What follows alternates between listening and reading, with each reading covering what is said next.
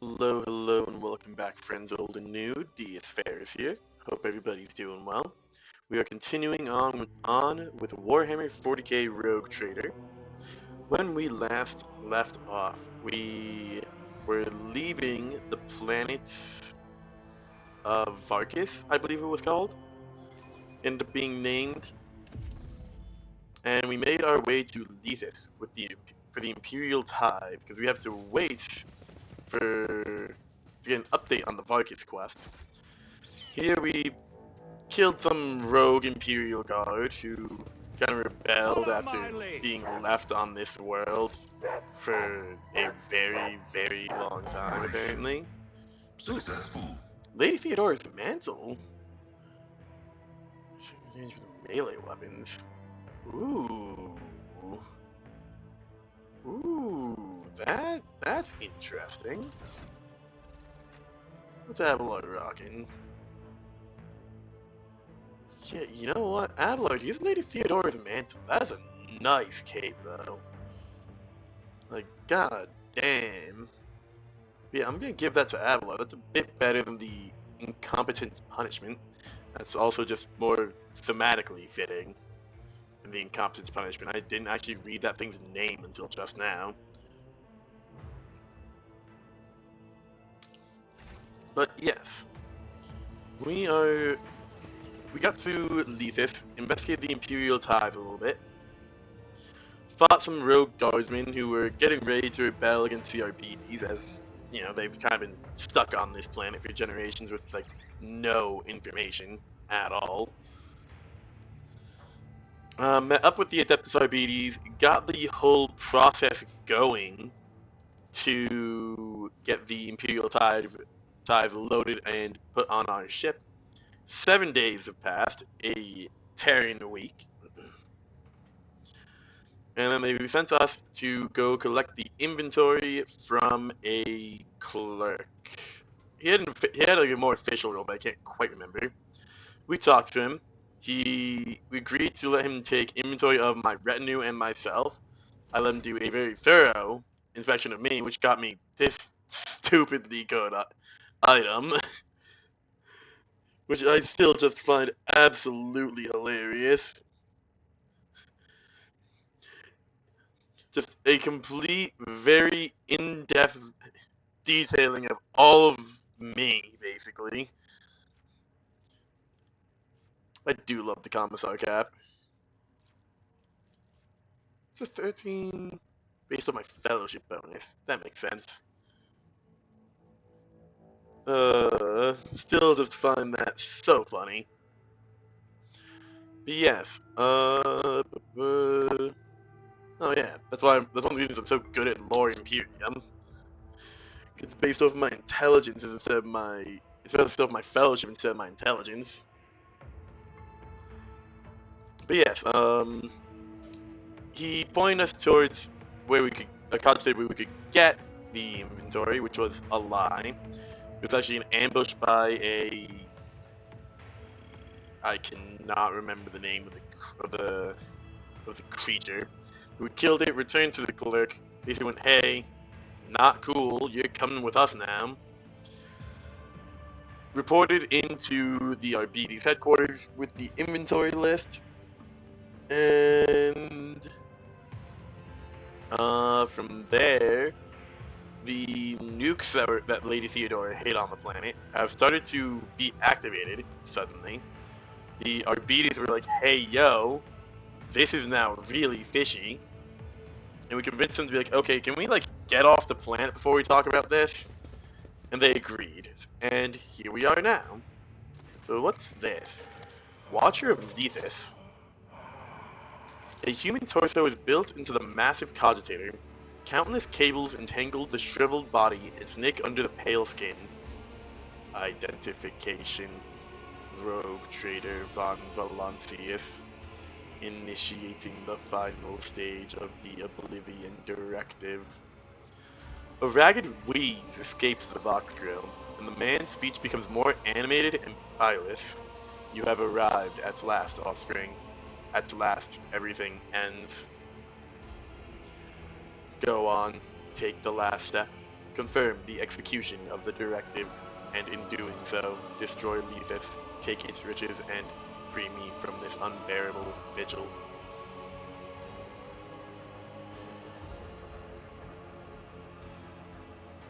Explain to me what is going on. Now. You really do not know? Did she choose not to tell you? Or did she not get the chance? It doesn't matter anymore. Yours is the blood of the dynasty, and so I am compelled to give you this answer. The man announces in a mechanical voice, Supreme Ordinance, the arrival of the head of the Von Valancius dynasty, the purpose of extraction of the tithe, triggers the immediate activation of the Oblivion Directive by the Watcher of Nephis. At the moment of the directive's activation, the machine spirits of the initiation systems are bound in Prometheus Proxima class Cogni shackles. The Cogni shackles cannot be removed by any means. The directive guarantees the rogue trader's acquisition of the planet's assets and the destruction of Lethis, presented as being caused by the actions of the enemies of humanity. Wow, Lady Theodora set all this up? So, Lady Theodora intended to steal the tithe from the start. She arranged the world's destruction to cover her tracks, installed a servant to keep an eye on things, and even made a contingency plan in case of her own death. All she needed was an opportune moment, like this one. With the expanse being torn apart, the planet's death looks convincing. An outrageous accusation! Lady Theodora never would have sullied herself with such heresy. Stealing the sacred tithe? Never! Were you the one who intruded on my conversation with Victus prior to our landing on Nethys? Yes, I needed to exchange code with the flagship in order to identify the vessel and its owner. I had to sift through onboard communication channels and systems to verify the new Lord Captain's data and his right to be one. Abort Lethis' destruction this instant. I must refuse. The Supreme Ordinance states that if the head of the dynasty has declared the tide's evacuation, I am to destroy the planet. You are the one who announced to the arbitrators that you were taking the tithe with you. The directive has been initiated and the Cogni shackles placed. It cannot be stopped. What if I simply kill you? Then you will change nothing. The directive cannot be stopped. The Cogni shackles, once applied to the initiation systems, are unbreakable. Accept your fate, offspring. I accepted mine long ago. You want me to claim the tithe for my own?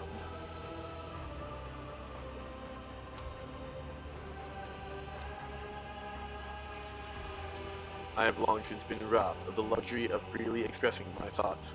I am merely quoting Theodora's plan.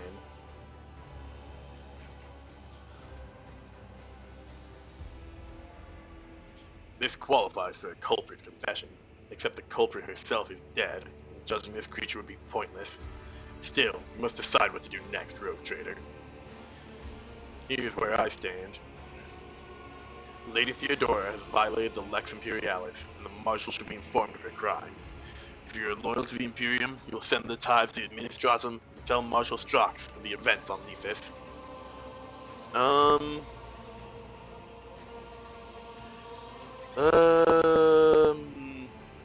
I still have questions for the Watcher of Nethys.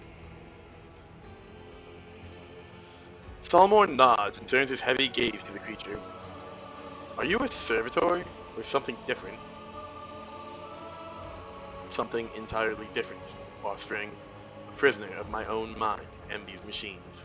Do not let my manner of speech deceive you. I am only following the orders vested in me.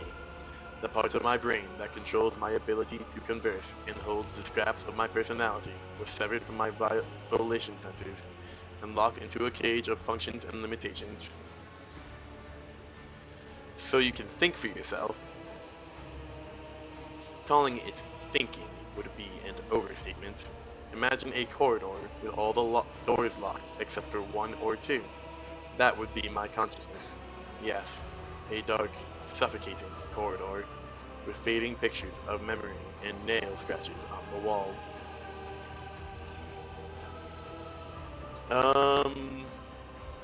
Why were you consigned to such a terrible fate? I was a threat to Theodora's rule, and she had my brain dissected. A sophisticated sentence to be humiliated, to live in suffering, yet continue to serve the dynasty. Perfectly harmless. Absorb this lesson, offspring. That is how a rogue traitor metes out punishment. You crave death. That's not typical for thralls who have no will of their own. What does it matter what I crave if I am doomed to follow orders? Yes, I need you to complete the Oblivion Directive and trigger the station's shutdown so that I can be set free at last. And yet, in all these years, I have done nothing to bring my death closer. I can wait an eternity longer, suffering but infallibly obedient. I have other questions. Of course, you are welcome to prolong my agony for as long as you like. Why do you call me offspring? What else should I call you? The heir to the dynasty's throne, a young descendant. You may have grown used to people prostrating themselves before you, but to me, you are just a child. You still haven't told me your name. Who are you? That is one question I cannot answer. Theodora did not wish for anyone to learn the name of he who has become the Watcher of Lethus. Commerce, logic, tech use. Fine then, keep your secrets. Uh...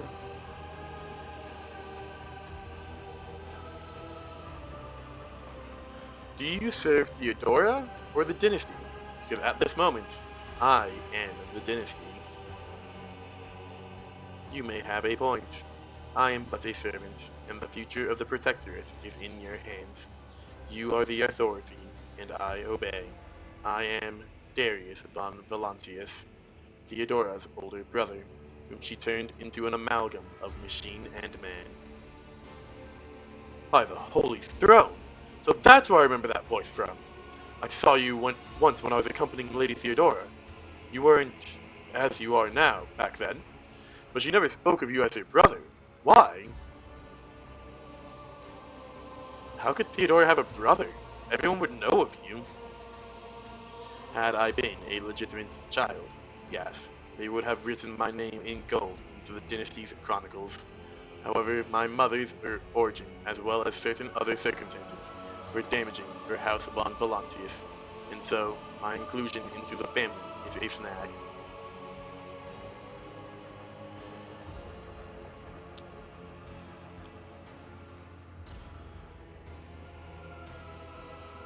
When Theodora was young, I was brought to Dargonus to be trained for the role of seneschal. When, when she became the rogue traitor, she refused to recognize me as her kin. She needed an obedient servant who wouldn't challenge her rule. Had I behaved myself, perhaps Theodora would have condescended to call me her brother and heir on her deathbed. Why were you punished? As Theodora's senior relative and direct heir, I could lay claim to her throne, and I did. I intended to kill her and declare a search for her successor. And Wallace went on to enter the Warren's chamber and assume the Rogue Traitor's title by right of blood. Theodora exposed my plan, executed anyone who had taken part in the conspiracy, and turned me over to her tech priests. Why come up with such an elaborate punishment? At first, I thought Theodora was going to pay me visits so she could gloat, but she never once appeared on the station. I have a different explanation now. For a von Valancius, even punishment must befit his status. It's a gilded prison and a one-of-a-kind augmetic, so as not to have a pathetic servitor mar the dynasty's image. I do not know what kind of person you were, but I feel sorry for you. To be reduced to an expensive doll, a toy in someone's hands. No one deserves such a fate. You've yet to ask me how your sister died. I cannot ask questions about anything unrelated to my function. Now that you have brought it up yourself, however, no, I do not want to know. If I heard that she had died by chance at the hands of an unworthy opponent, I would be gravely disappointed. After all, I have always solaced myself by believing that Theodora was someone extraordinary, and only because of this, she was able to beat me. Enough about that. I agree. The past is best dredged up in small quantities. I have decided what should be done with the tithes. Then announce your decision. Uh...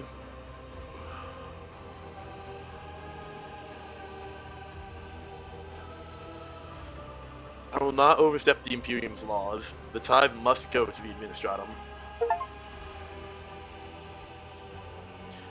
Oh, the irony. Theodora's great plan, foiled by her own heir. The rogue trader has spoken. The barges will go where he has decreed, and the Watcher of Lethis has served his purpose. I had hoped that I would feel relief. I know that it's here, there, locked inside my protocols, and she wanted me to know and to not feel. The Watcher's head hits his sunken chest. Even at the moment of his death, he was denied the elation of freedom. I don't know. That's kind of rough, dude. Again, I know he wasn't exactly the greatest man. He was planning a coup and all this shit, but like, this is a rough fate. How long has he been trapped down here, you know? The vid screens of the cogitators flicker, trying to process the influx of data, then fade all at once. Ooh, cutscene.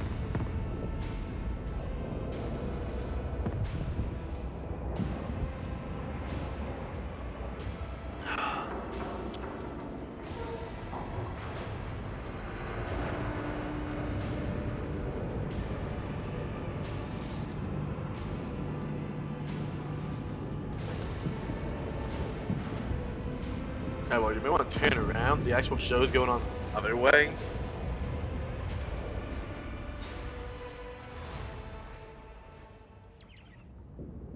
Oop.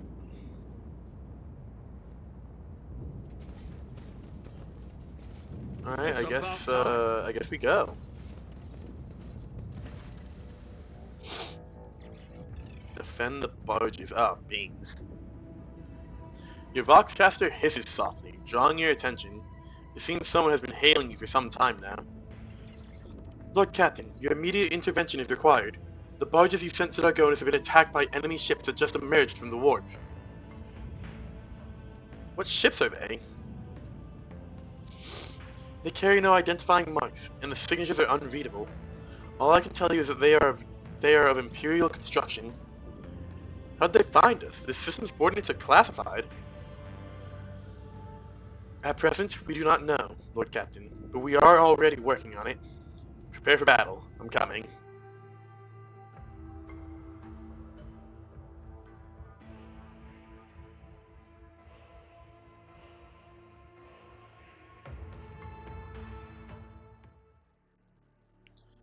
Um...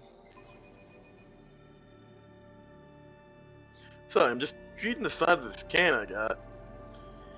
Drinking what as far as I can tell is the new fucking flavor of Monster Energy, which is bad apple. I'm like, oh, okay, I'll give that a shot. It's like, wow, this is good. I wonder if this is actually a reference. And I'm just reading the side, it says, oh no, it's just talking about how good apples are, basically.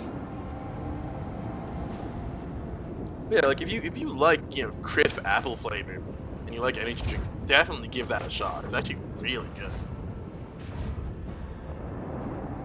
Oh jeez. Why does like everything always go before me in combat?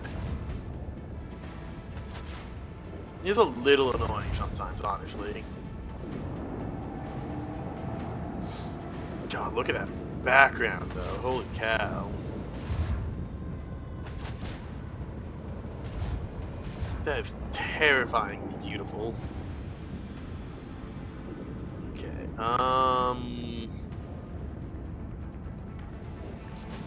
open up with something you guys. You can try to take care of him. Um,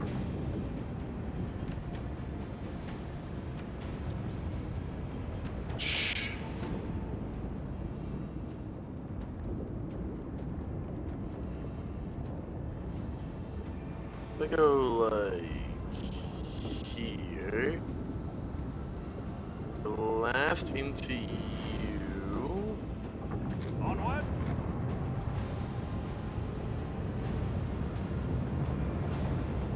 I can do that. Mark you. Fire alarm. Tear you apart. Right? Yeah, there we go. That. Hit you from behind. If you're still standing. Nope, that's definitely not still standing.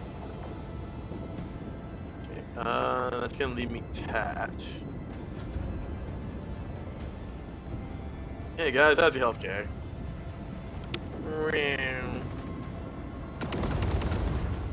Not bad. Could have been better, but not bad.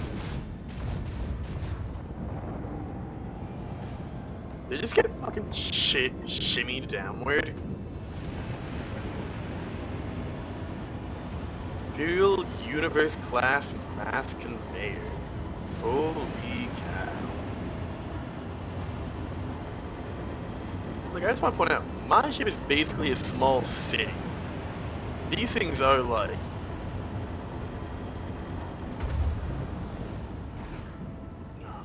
Of course they are.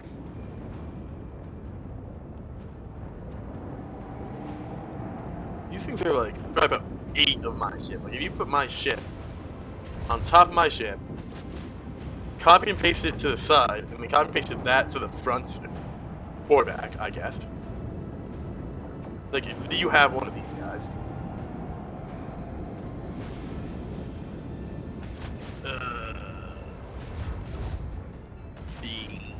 It's not the biggest fan of this. Gonna finish you off. Of course, I have no moves ready. This isn't great.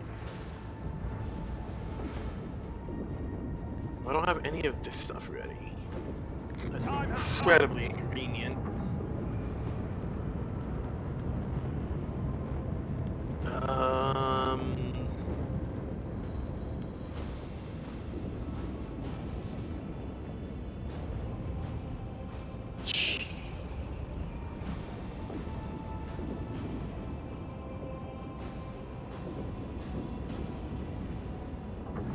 Can I... let's rotate you. Cool. Gonna just jump over here. And get some more fighters out.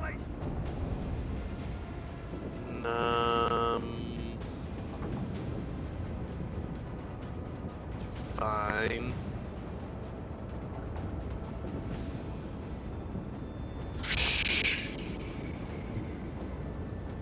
You're just out of range, you bot. Okay, that's inconvenient. Get these fighters going.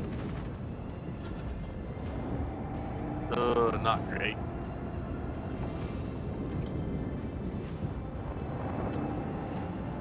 Yes, that's great. Damage yourself for me. That was a good rotation. Those Furious Scepters don't like that.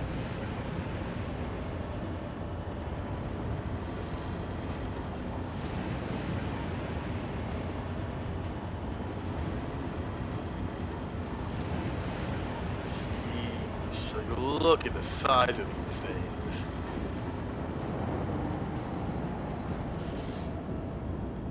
My Furious are just chasing these guys. Like, get back here, you cowards!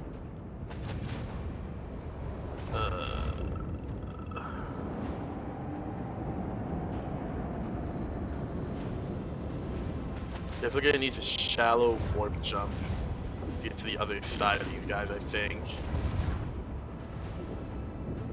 Oh, no, never mind. Go there. This one's going Blast down. into you. You're just on the edge, so we're gonna take that Always damage. target the weakest point. You're not getting away, buddy. That ain't happening. No, no, no. Target destruction confirmed. Praise the own desire. That, yeah, I can get you now. Lay in the course. There's a non-zero chance I might regret that decision. Across their shield and their courage.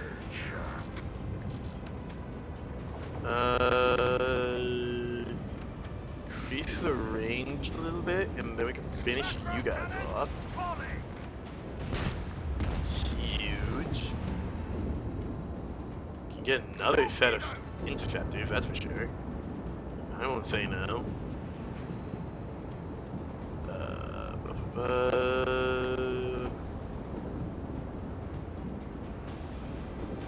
That'll do us for now.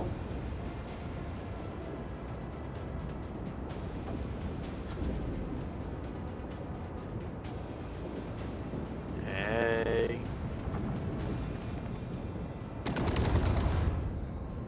Gun him down.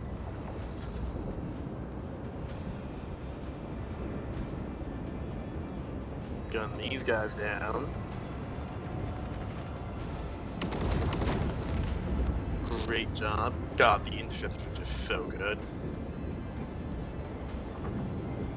Like even with like the limited range they have on their weapons, they're just so nice to have.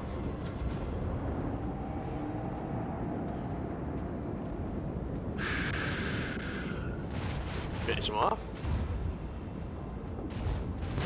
Hell yeah.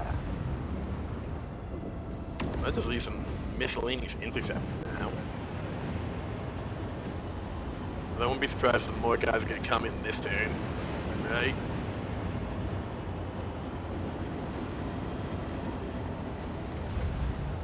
Yep.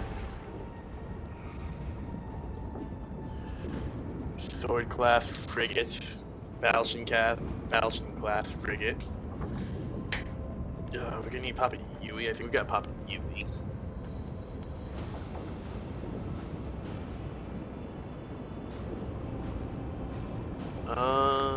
Can we do that?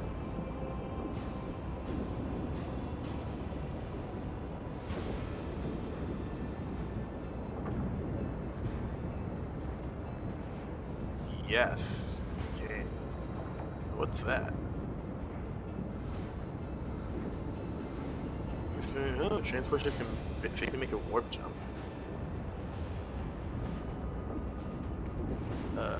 Let's see. Why don't I have this up? Is this unavailable?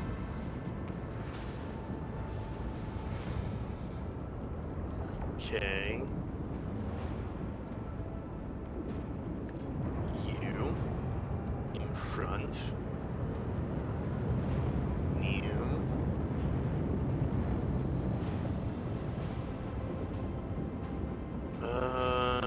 Can't quite reach any of ya. Do a shallow jump.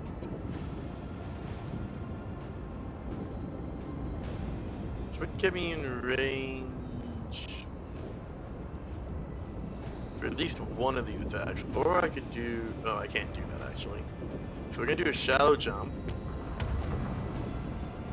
You're still just out of range, which does kind of suck.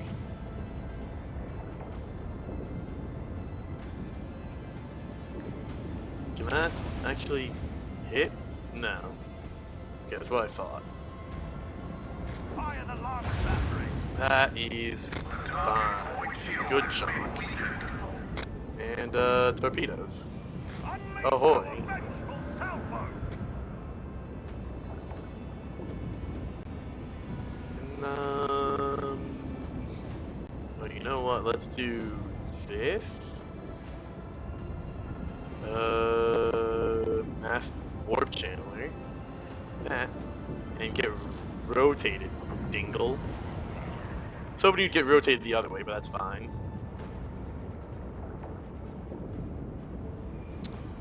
fucking planet blowing up in the background is so cool, honestly.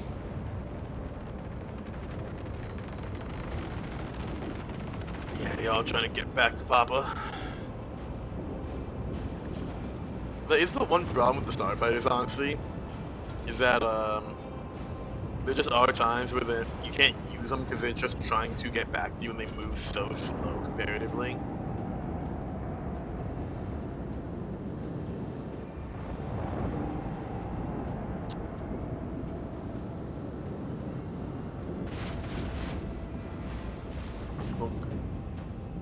Nice, nice. Like, imagine being out in like a fighter like that, watching your ship get destroyed, and you're just like, well, I don't really know where to go now. Guess I'm just dying out in space, but I suppose that's someone else's problem. Well, not really someone else's, that's just kind of my problem, but you know. God, you guys move so slow. Oh, hey, torpedoes can't actually get to that guy. Let's take out that guy. Their fate awaits them. Do that on Their shields down. Crush them. cool. This on you. The dark void will erase their colors. Flak, I don't need flak. Leave their hulls strewn across the stars. Huge. Blast for fire. Fire. Quad kill? Now. Another enemy Huge. sundered by the void. Where would be best? I think here is probably best because it's probably if there is another wave, they're probably gonna come from the other side. Probably gonna come from the right side this time. Most likely, I would imagine.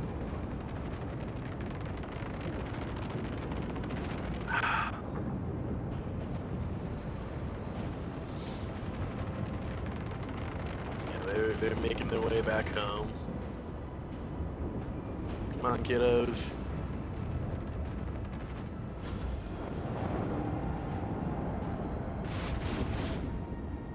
Maybe don't stop there. Okay, there you go. Good job. Another victory of two great dynasties, Lord Captain. Thank you, Cassia. Reporting. All enemy vessels destroyed. When will these upstarts get the message? You attack a rogue trader, you'll be floating in the void like a dead rat in a lower decker's soup.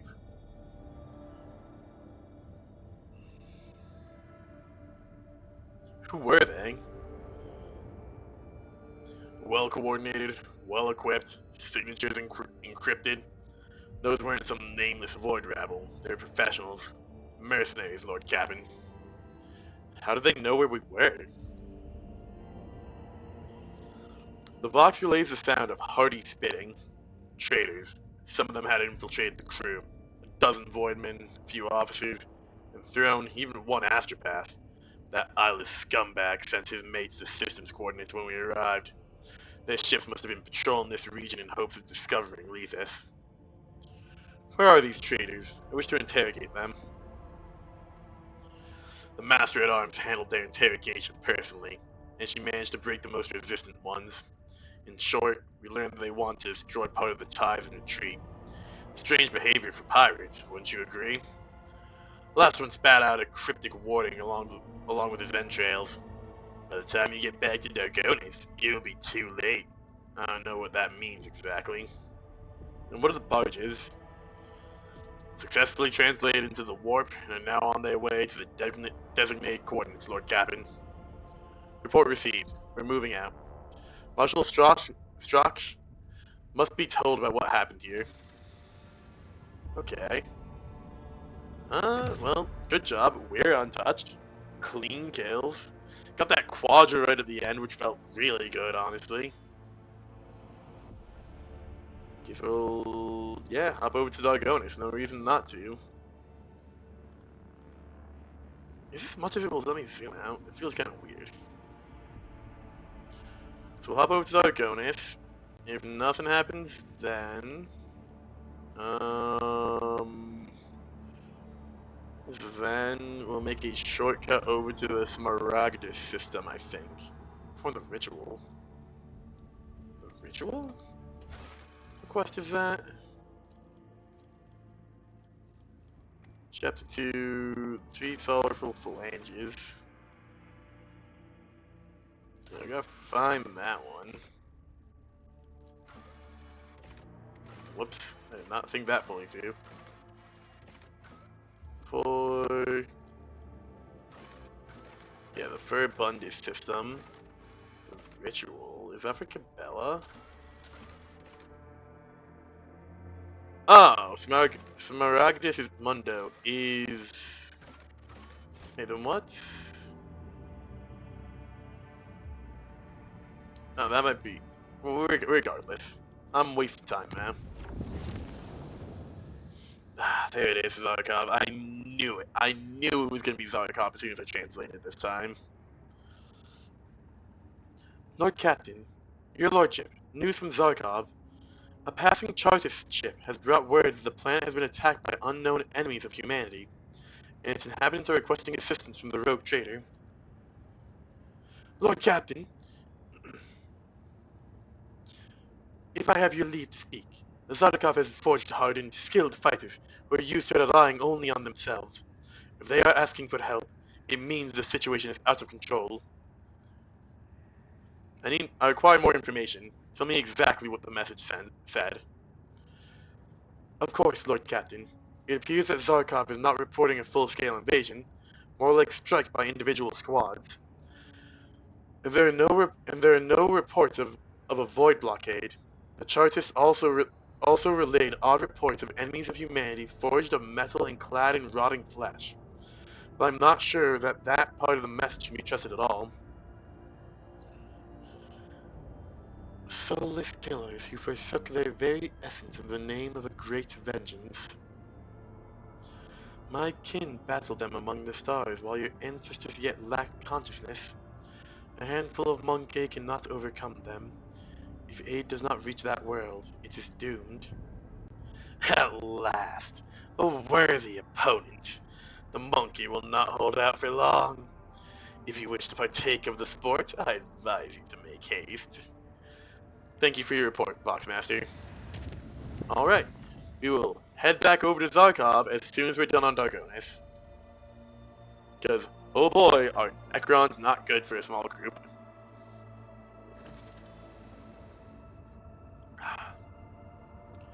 The awakened dead go to Zarkov. I will do that momentarily.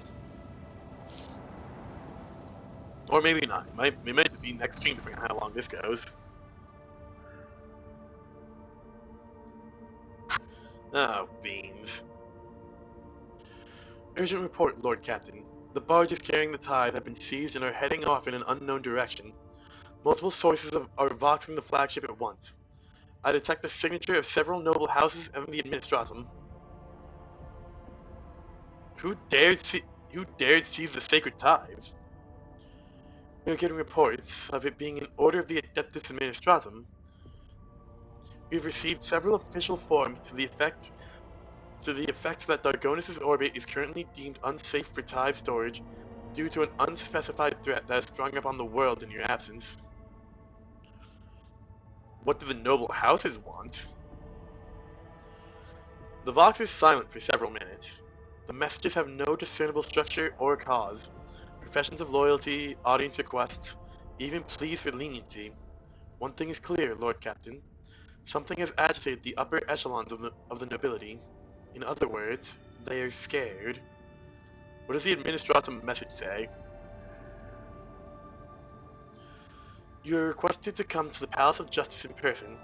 The prefect speaks of a terrible heresy that is threatening the von Valancius protectorate. While you are away, steps were taken to prevent the spread of the corruption. However, your presence is required to make the final decision. Prefect Volter will meet you in person for a confidential conversation. What do you say, Solomorn? It seems the law faulted on Dargonis as soon as its master left it unattended. The disjointed reports from the ground sound strange, not outright suspicious, but only you can put an end to any heresy on your own planet.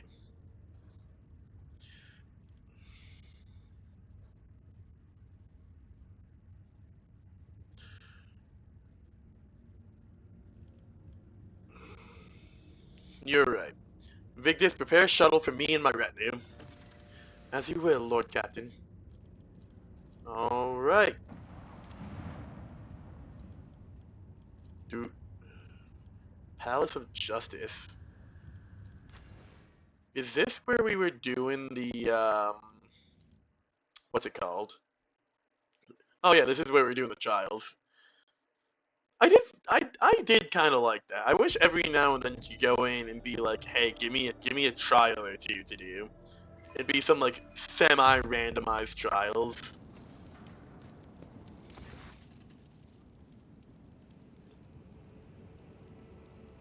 You know, they write up maybe like 10 different scenarios, and every now and then you could go in and be like, hey, yeah, I want to oversee some trials, and it'll generate like, you know, different names and different names and stuff. So it's still always a little randomized, but you'll always kind of notice the little things, you know. I hope I'm making any kind of sense with this. But that was a fun little thing you could do. So it'd be nice if you could like do it again a little bit here and there. You know, kind of like a Radiant quest in Skyrim. You know, you go to like the thieves guild. You're like, hey, yeah, I want to do some random side where it's like, all right, yeah, you know, go to Winterhold, break into this person's house, and like drop off this item. It just, you know, it's always the same kind of thing, but it's always that slight variation of randomness. If that makes sense. Prefect Inscribia Volta raises her eyes to you. Rogue Trader von Valancius, welcome back to the Palace of Justice.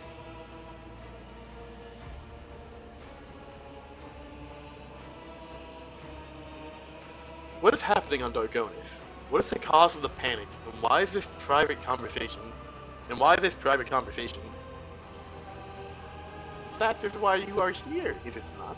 To learn why the world is distressed, why the air is charged with box transmissions? Any administrator worth their station would be concerned. Disruptions to established processes always lead to, well, no matter. The prefect peers at your face. Her voice sounds strange, deeper, calmer, less cantankerous than usual. Have you ever pondered the nature of heresy, von Valancius? Perhaps to your mind, heresy is merely limited to Xenos, Warpspawn, and Insurgents. But there are other heresies, whose existence is far more easily forgotten. Those of negligence, of avarice, of confusion and disorder.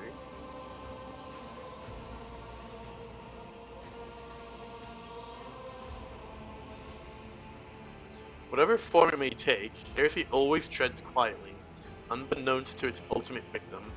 I believe both of us have given some thought to this in recent days. The prefect gives you a different look from before, and the centuries-old weariness in her eyes dissipates for just a moment.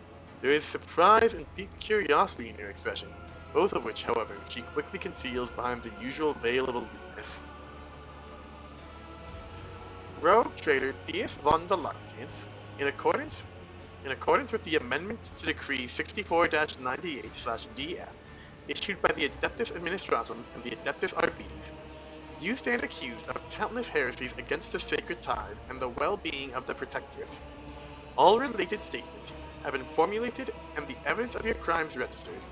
The proceedings will commence as soon as you and your accomplices present yourselves as the accused. The prefect looks at you with the eyes of a snake. A trial awaits you, Deis. This was all one carefully orchestrated spectacle, wasn't it? The prefect, who is about to turn away, stops and glances back at you with a fatigued look. What?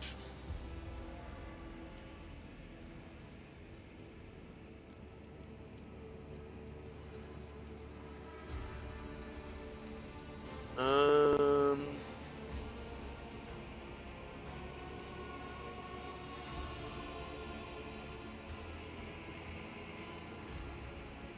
You twisted my report on Zephyra to paint me as a heretic. All I did was provide a summary of the results of your expedition. A summary stripped of dubious attributes such as declarations of good intention and de-emphasized consequences. Your only goal has been to get your hands on the tithe from Lethis. Voltaire sighs. Not everyone is greeted by greed and thrill-seeking, rogue trader. I see your position has clouded your mind. Regrettable, but unsurprising. Without due discipline in judgment and actions, it is only the most likely terminus. You wanted to go to Lethis yourself. A foolish mistake, Prefect. Your impatience was too obvious. Yet another painful crease appears on the Prefect's brow. You feel confident that your comment got to her. I simply wished to do what you as Theodora's successor were supposed to do. Protect the sacred tithe. There is no point in trying to present my reasonable desire in a damning light. You spied on me. You knew every word I said. How does it feel to sneak glances at one whom you could never hope to become? Your taunt hit its mark. An angry grimace passes over the prefect's face. She immediately recomposes herself, but it is too late. You saw how much your words have offended her. She knows that you caught her reaction. Unsubstantiated conjecture mixed with an inflated sense of self-importance.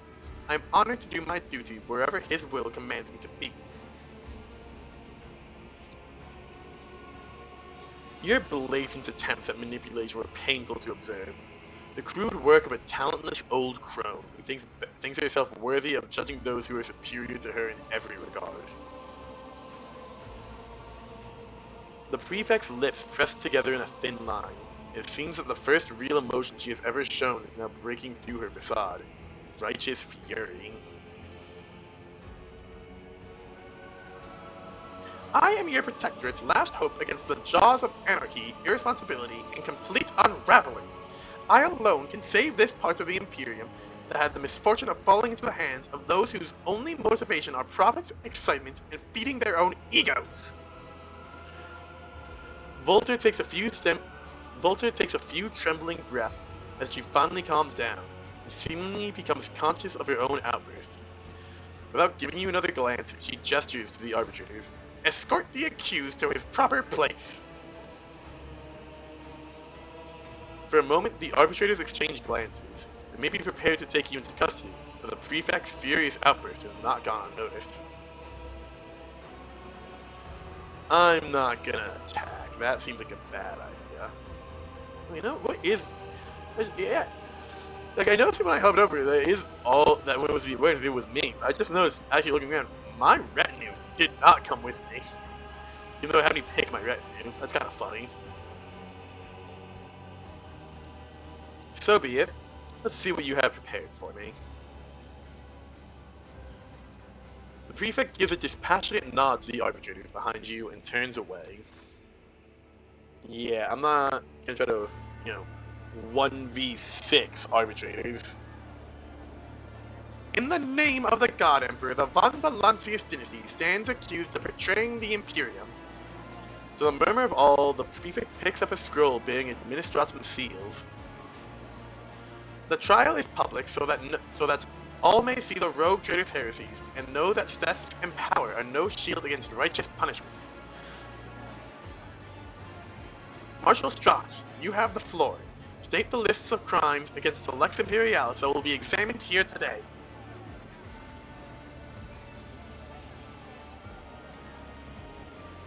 With practiced skill, Strach's voice reverberates throughout the hall.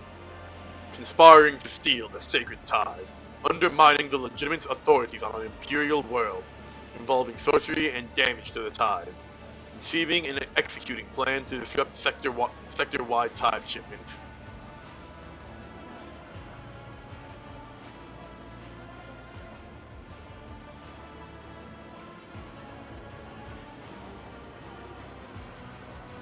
Listen in silence. Strach finally finishes listing your crimes. There's a momentary pause in the hall. Let the record show that the defendant disregarded the opportunity given to him to speak, given to him to repent, which only— wait, what? What do you— what?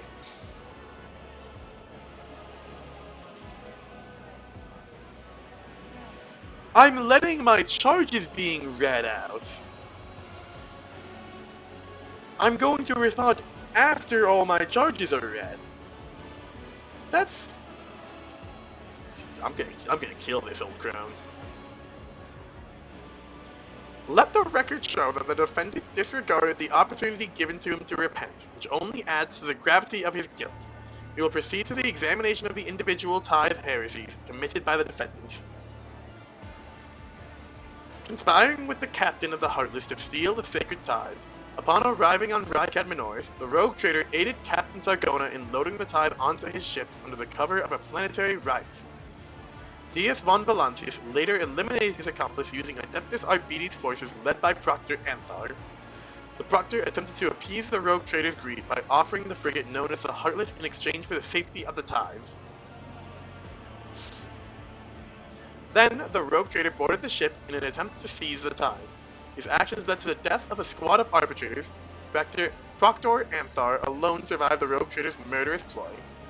Deis von Valancius personally eliminated his accomplice, Captain Sargona, in order to destroy the evidence of his schemes. The prefect looks up from the scroll and sweeps her indifferent gaze over you. Do you have anything to say in your defense?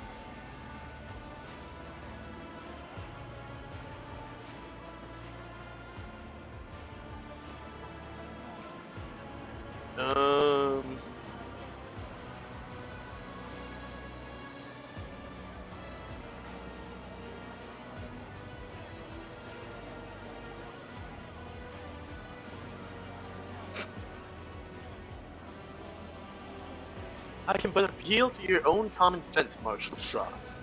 Can you recall even one instance where a heretic attempted to steal the tithes while taking a few dozen arbitrators along for company? Strauss frowns doubtfully. It is certainly an unorthodox tactic, perhaps even suicidal. No, I can recall no such cases. Let a new charge be added to the record, attempting to manipulate an official. Marshal, I hope I do not need to remind you of your duty. Giving Strauss a suspicious look, the prefect turns back to the document. Am I not supposed to be trying to prove my innocence? According to the calculation of the tithe transfer from the Heartless, the Administratum was short 3 units of volume. It is presumed that the rogue trader did not risk seizing more in the presence of the proctor, but even 1 ounce unaccounted for makes the tithe incomplete. Let's move on to Thacera.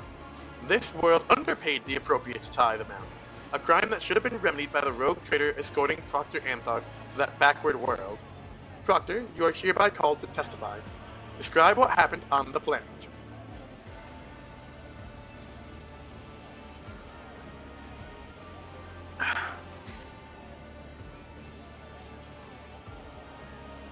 Oh. There's Argenta.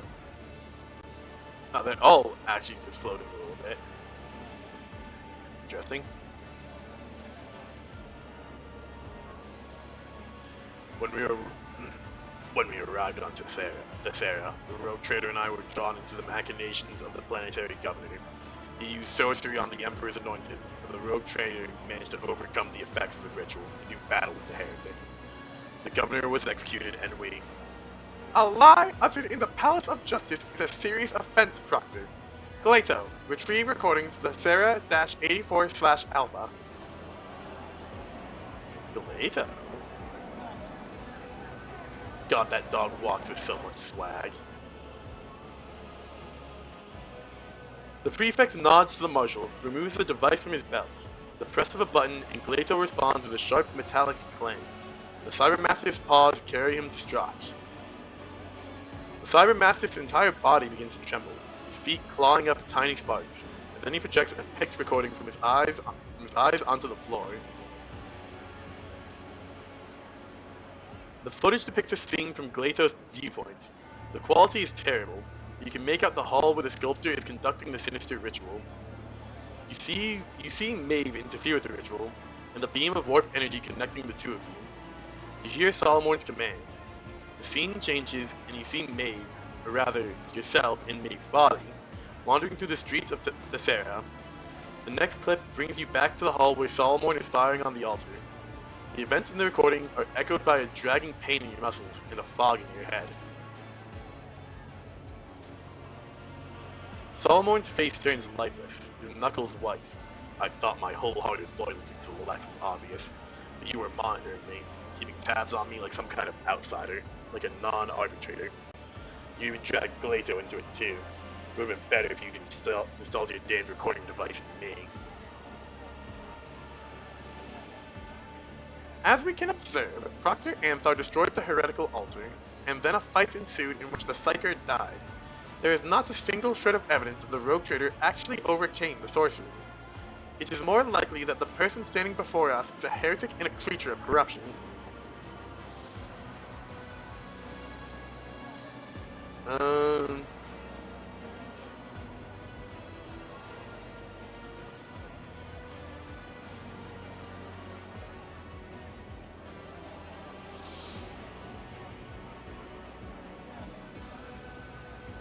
The consciousness in this body is my own.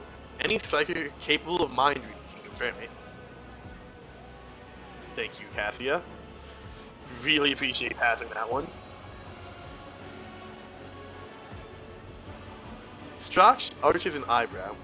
You must be confident if you are offering yourself up for examination by a psyker. Marshall? The old woman stares at the arbitrator without blinking, as if hypnotizing him.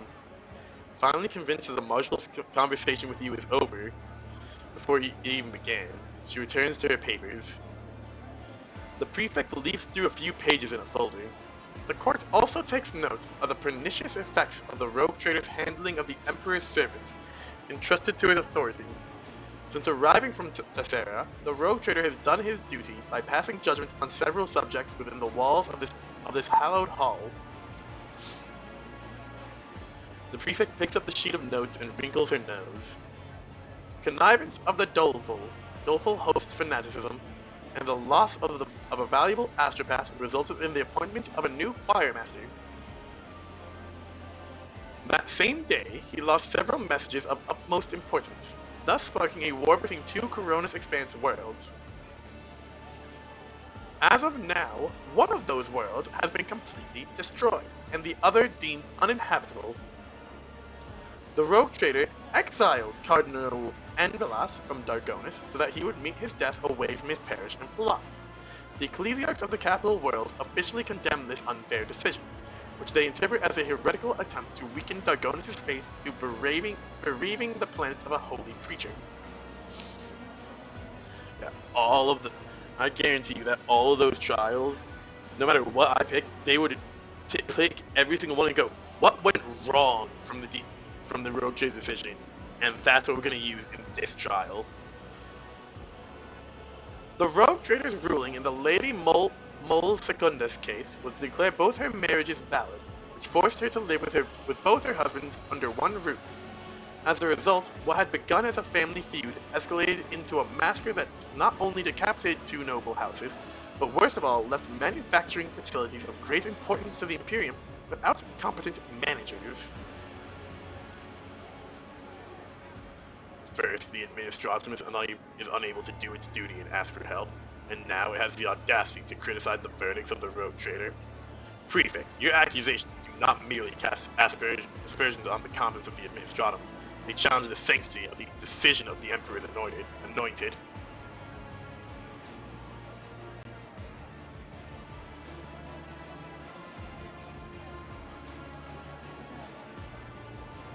Yeah, that's exactly what I'm saying.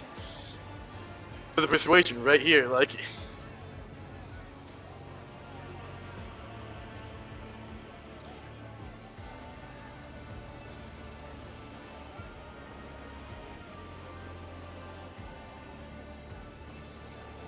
cannot predict the future.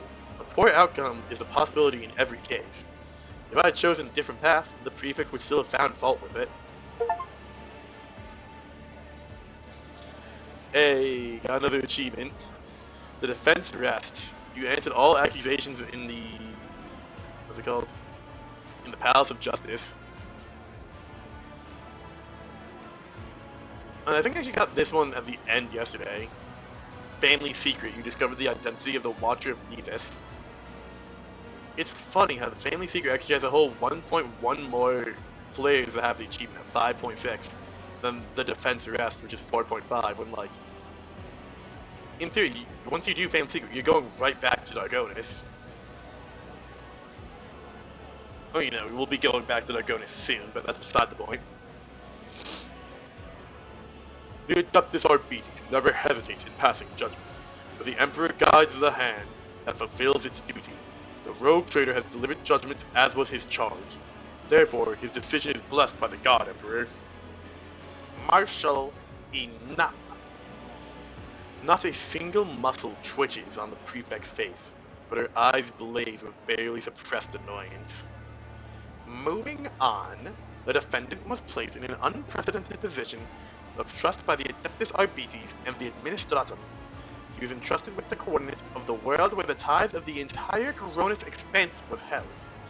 As agreed, the defendant was to transport the sacred tribute to Dargonis. But what did he do?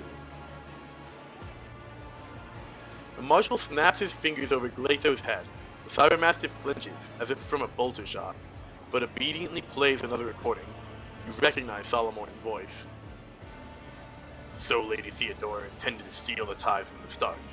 She arranged the world's destruction to cover her tracks, installed a servant to keep an eye on things, and even made a contingency plan in case of her own death. All she needed was an opportune moment, like this one. With the expanse being torn apart, the plan's death looks convincing. Tithe theft, orchestrated by Theodora von Valantius, committed by the defendant, witnessed by Proctor Anthar.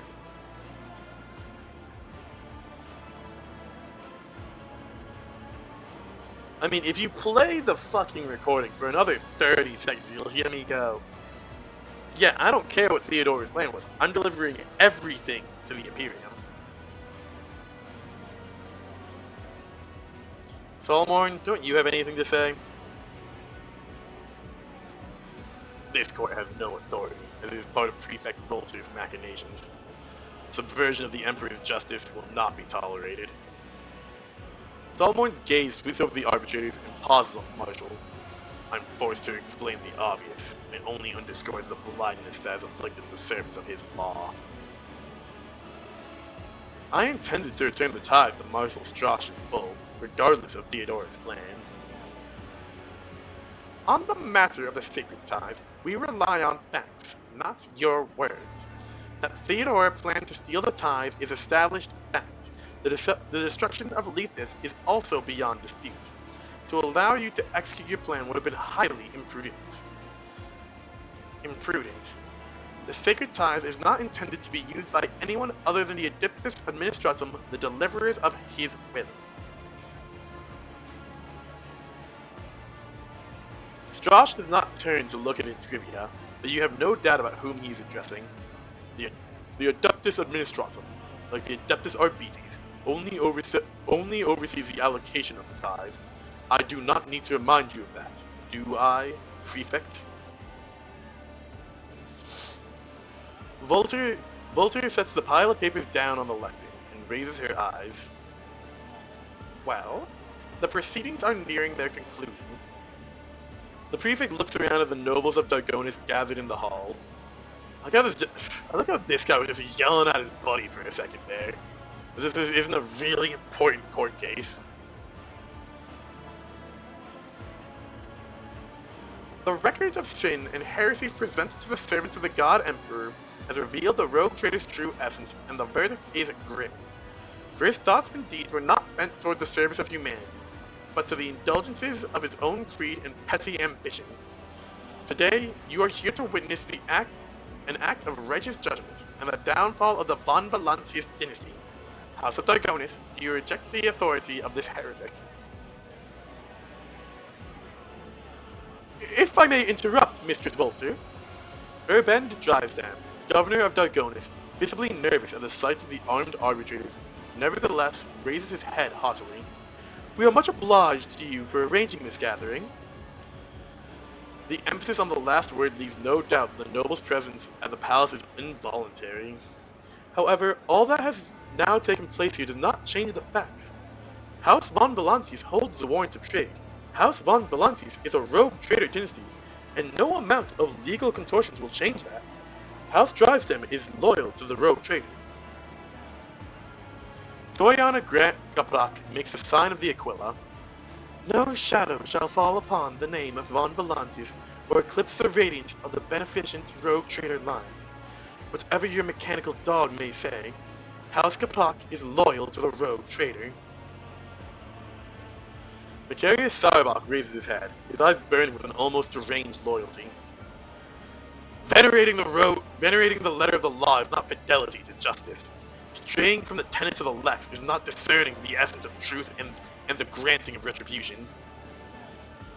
The man is silent for a few seconds before he almost shouts, House Sarbach is loyal to the rogue trader. Clemencia Viserion looks straight at you, as if the prefect does not exist. She makes the sign of the Aquila and speaks in a low voice. House Viserion is loyal to the rogue trader. Allow me to address you, even though I am not of the first families of Dargonis. Dr. Jaeger, Adeptus Arbites, Lethus outpost. Deis von Valancius made every effort to not only save the tide, but also the Arbites contingent stationed on Lethus. I propose that such an act would have been entirely nonsensical if the rogue trader was intent on simply stealing the tithe. End of report. Yeah, rescued the arbitrators from Lethus.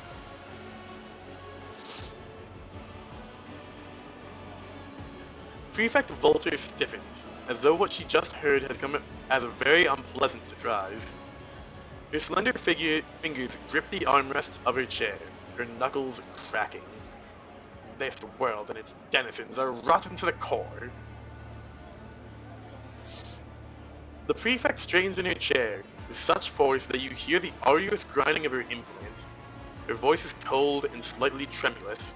Decree GC-781/89, Supplement 982, for tithe theft, participation in foul sorcery, and other crimes against the Imperium, Deis von Valancius is sentenced to death. The property of the dynasty is hereby confiscated and placed under the oversight of the Adeptus Administratum. Any last words, convict? Um...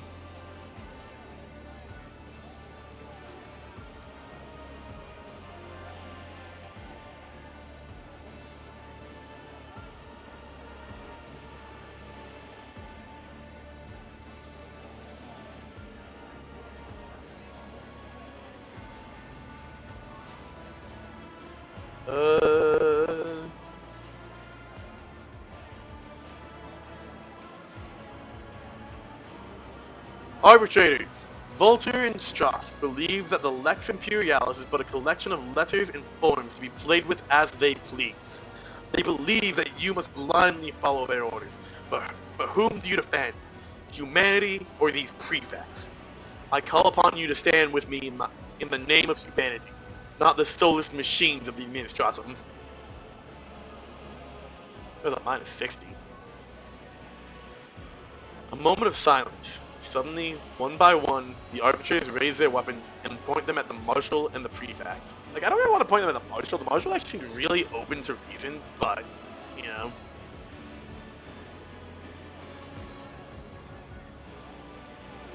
No, Deis. What you're proposing is not the God Emperor's justice. You're distorting the Lex Imperialis, placing your own ego above all else, even his will. I cannot accept this outcome. What do you suggest? The Prefect Vulture and Marshal Strauss. Be sentenced for attempting to pervert the Lex Imperialis to death. The others must face your judgment in accordance with the Emperor's law. Is this not what I'm doing?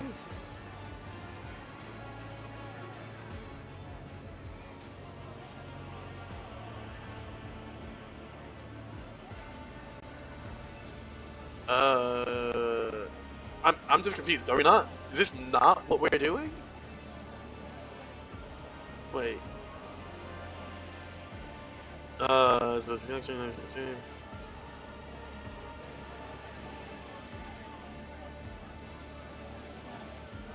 For the like, are we not? I'm so confused. Are we not on the same page here? Because that's what I read this as. Hey, arbitrators, the actual lawbreakers are those two. Back me up here.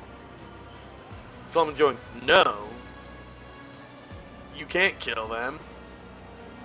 We need to legally kill them.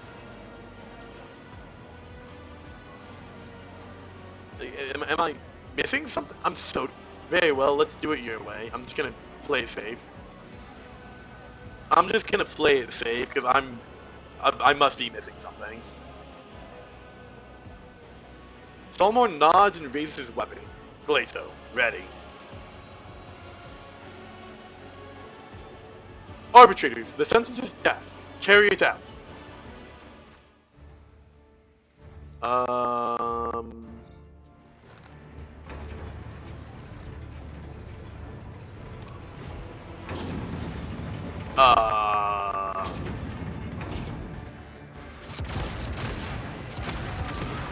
Why do we just have this?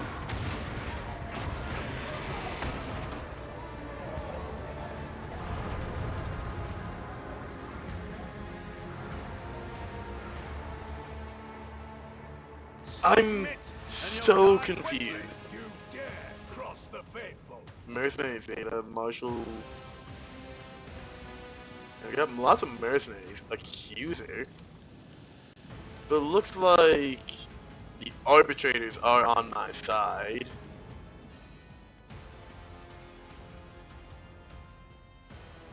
Glass Creep Barrier.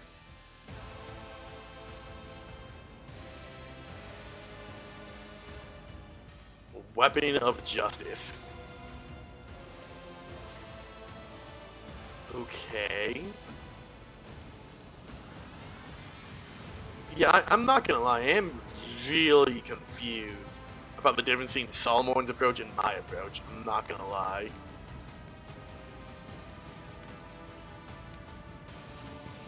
Over there, Abelard, my goat, my legend, you're gonna get right up in there. Pascal, cover my flank. There's Solomon. Gonna throw you there with Glyto. Argenta. Let's get Argenta up on the rafters, I think. I think that works. I'm really confused on the difference between those two, I'm not gonna lie. Here you Isn't this go. a job for the serfs? Argenta. Buff up. If only that were possible. Oh, beans. I am a Can't navigator, actually see. not a servant. And like for once I can actually like, okay, yeah, that's fair enough. That's a line of sight that I can't see. Frequency of the line of sight is just like, foolishness. oh, you're too far. If I do If I that, may, then that. Yeah, there we go. Isn't this a job for the serfs? Could I do charge on, that would have been really funny if I could have done charge on Glido. I'm not accustomed to being ordered around. Pascal. Oh, you can't actually. Well then. You can't go around the corner, Pascal, really, buddy? Alright, whatever. Oh yeah, 'cause I can't fucking see that. Request approved. Pascal can't see that either. Oh, there we go.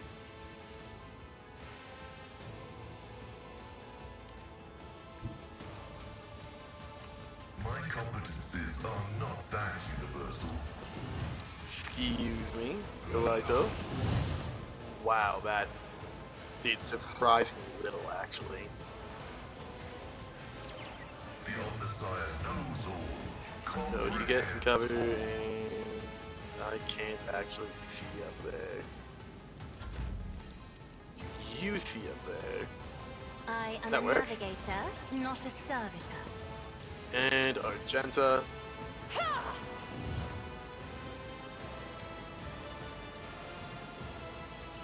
Like, I will not. if I move there, is there range up? Why can't This I? is unacceptable. I refuse. Okay. The enemies of the Emperor No, will I don't be like you. undone.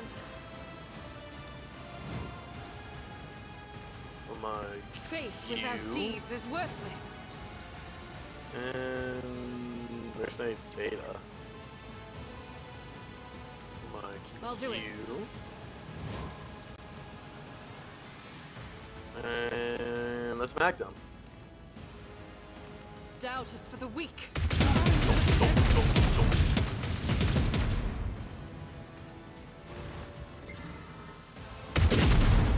Whoa. Okay. Huh? Your friend now?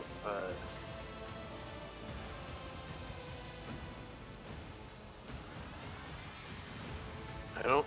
Okay. I mean, we'll take it.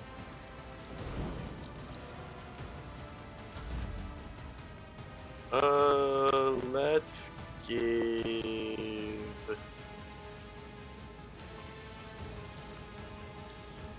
Let's give Argenta another turn. Are feared.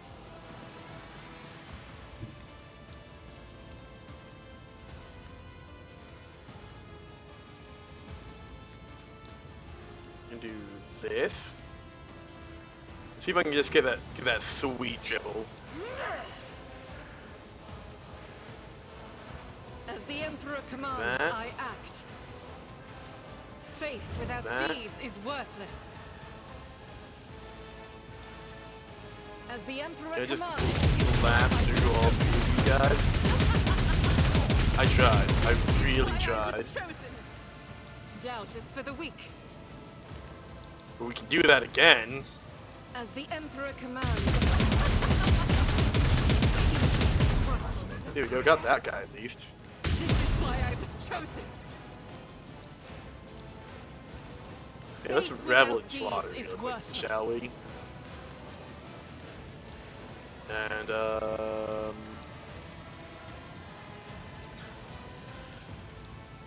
hey As the Emperor guys, commands, wanna do this again? none can escape the Emperor's judgment.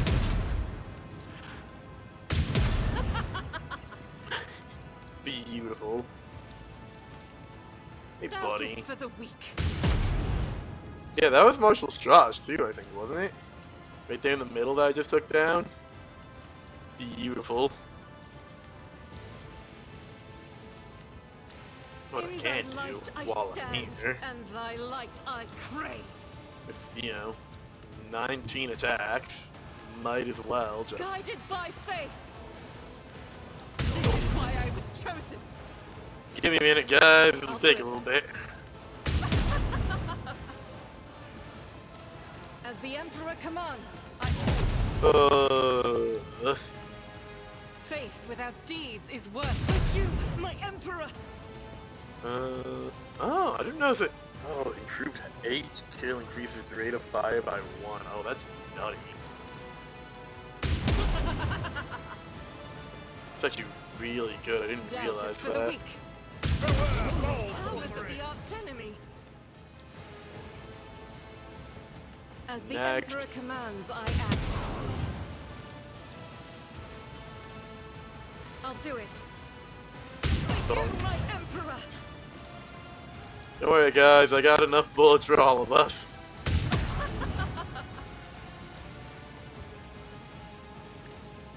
This thing is just sometimes reloading, which is also really nice.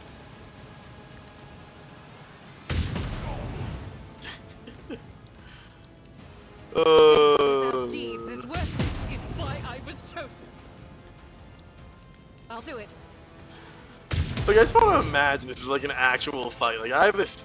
Everyone just stands still and just doing. For the weak. Bink, bink. You know, like, jeez, guys. As the Laying Emperor the bounty commands, on you. I act. Each strike is a prayer. Well, that count towards. This is why I was chosen. Oh, that counted towards fire. That's to be Faith interesting.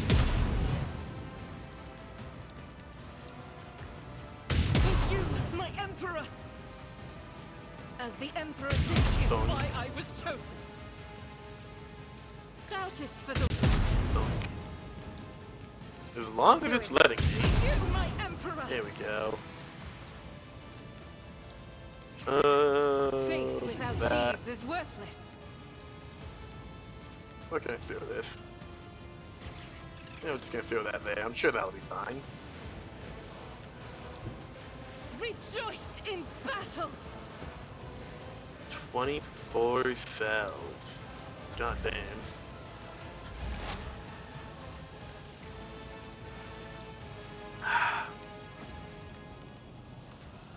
Do this. My vow is to serve. Scan. Scriptural prognosis Epsilon. is favorable. Do that.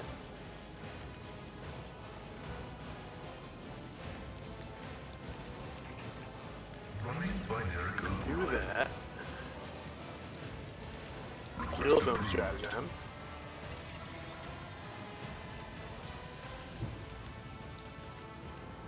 Do and just a long. His faithful. Bang. Not gonna lie, Pascal, that was kind of disappointing. The omniscient knows all, comprehends And that's fine. Oh god, Argenta gets another turn. Hey, I will buddy. bathe this battlefield Wanna see something in righteous funny? fury. Want to see something funny? As the emperor commands. Threat identified, and then gunned down like a dog. You, my emperor! Oh, that one was just a little rude. Doubt is for the weak. Powers and their unholy works.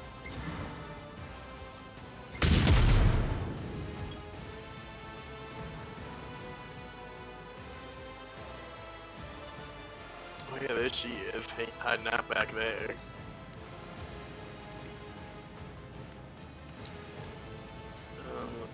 Let me. As the We'll just emperor run and commands, gun. I act. And boom.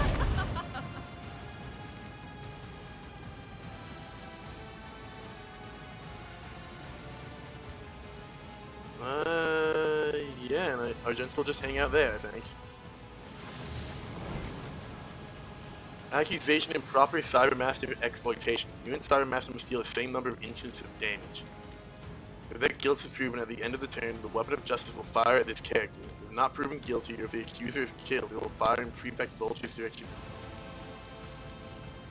Number of instances of damage. Okay.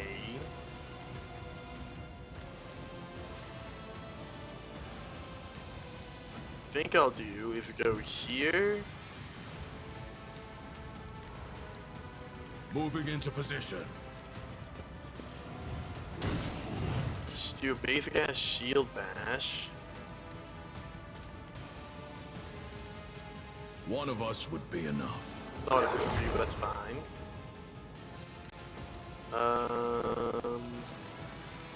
Let's test our skills, Bite. Leto.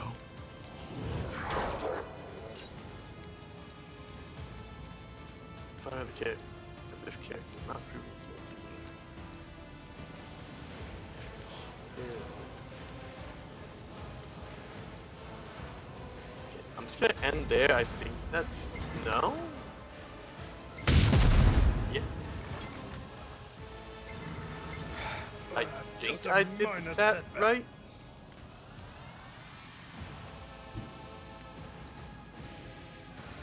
That was very weird. Also, I just noticed that all 4 arbitrators are allegedly on my side, just Indeed. going I last. took care of this one. is the reward. Your senator Alright. is always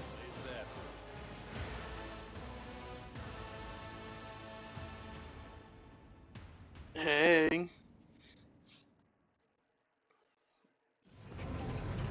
Hello, Vulture. Vulture. Prefect Volter kneels before you. Scores of fragile implants all over her body are twitching convulsively, giving her the appearance of a crushed insect. Marshal Strash's gaze is as firm as ever. Not one muscle quivers in his hard exterior.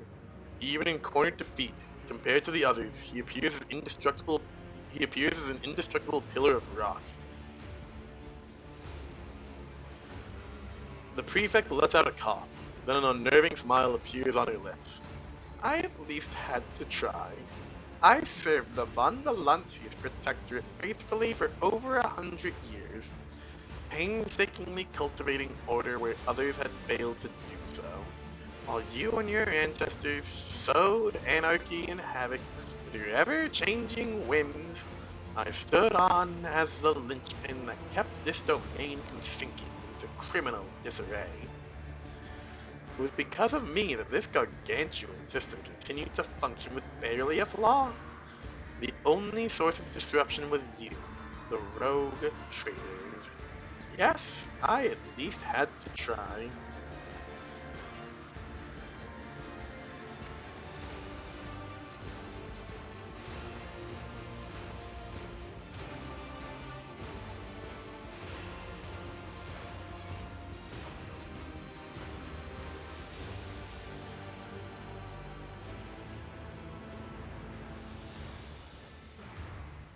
A fiery speech indeed, Scribia.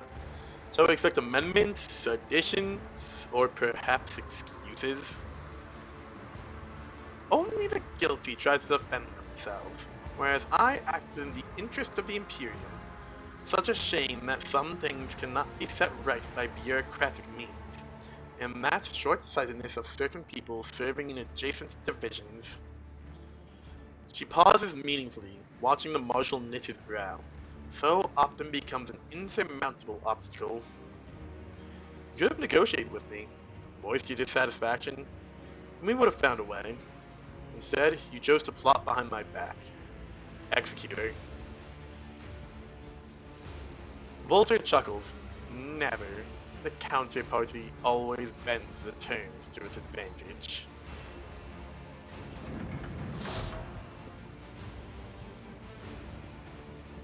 Man, these DLCs really, like, just... Fuck. I feel like that was a little overkill. I was not expecting the super melt to just blast her in the face. Fuck, dude. What was I just saying? Before the overkill part? Fuck, that just caught me so out of left field. Yeah, I feel like these DLCs really like killing off named characters and portraits. Like, holy cow. Heinrich got taken out, Inscribia's gone. I'm pretty sure someone else got taken out earlier. As the weapon roars, Inscribia Volter's body is reduced to dust. Without waiting for you to address him, Marshal Strash does not plead so much as give you an order. Judge me, Deis. Now that the dust has settled, I can see everything clearly. Volter used me and the Adeptus Arbites in an attempt to seize total control over your protectorate. I thought my actions were in service to the Lex, but in truth, only one person has ever benefited from them. That mistake deserves no pardon, and I've earned my punishment. Damage taken, Prefect Inscribia Volter, 112. I like the idea. That's not the damage he took from the camp, that's the damage he took from this guy just dissing her.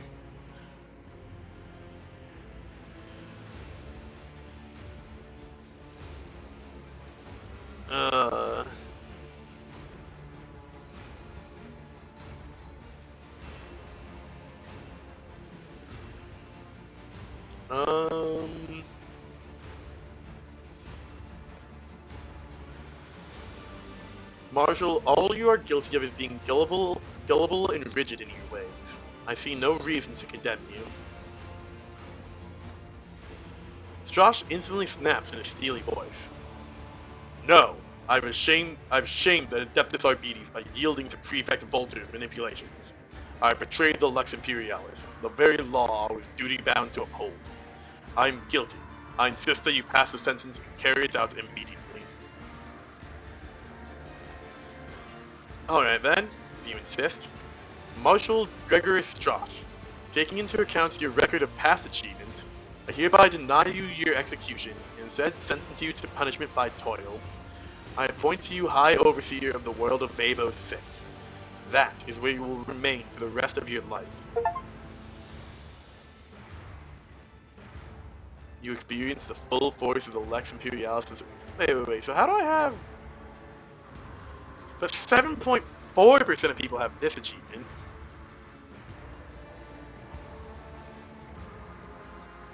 Okay, the defense rests. The defense rest is probably I passed every single skill check in that previous conversation. You answered all the accusations to Palace of Justice. That's probably passing all the skill checks. That's probably why it's the lowest one. But you discovered the identity of the Watcher of Lethus. Did I only get that? I thought I got that as soon as I entered conversation with him. Did I only get that as soon as I asked who he was? Found out that he's my uncle, I think, or something? That might be it. Or maybe I didn't...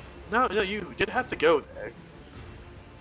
See, I guess not everybody asked who he... actually asked who he was. Most people just didn't care, apparently. Well, people who got there didn't care, I guess. I consider this measure unduly lenient, but I have no right to protest your decision. The Marshal brings a closed fist to his chest and adds solemnly, "For your judgment is final."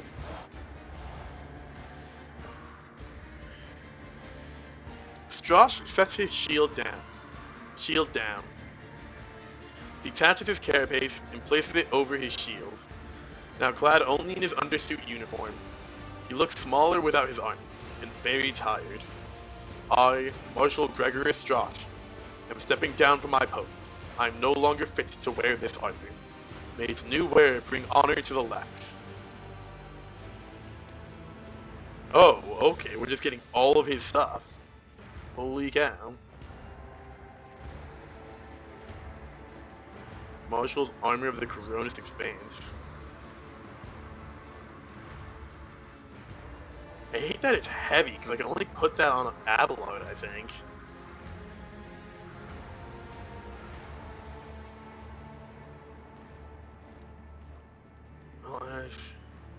Wow. Like, dude, I want to put all this on Solomon. Maybe Solomon can wear heavy armor. I just never checked. I really hope so. The rest of the room stands still. All eyes turn to you. The final verdict. What you say next will decide the fate of not just the Adeptus Arbites, but of justice in the Cronus Expanse as a whole.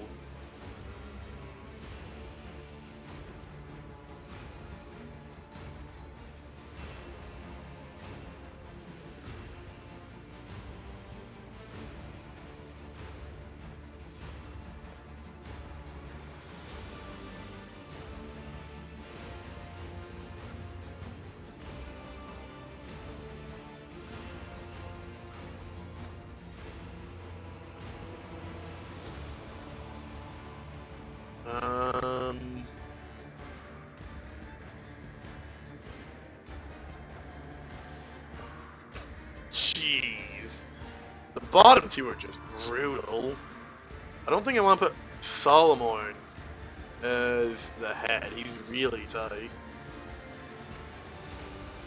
And I don't want my whole lineage to be immune to the law. So yeah, the first one's really the only option.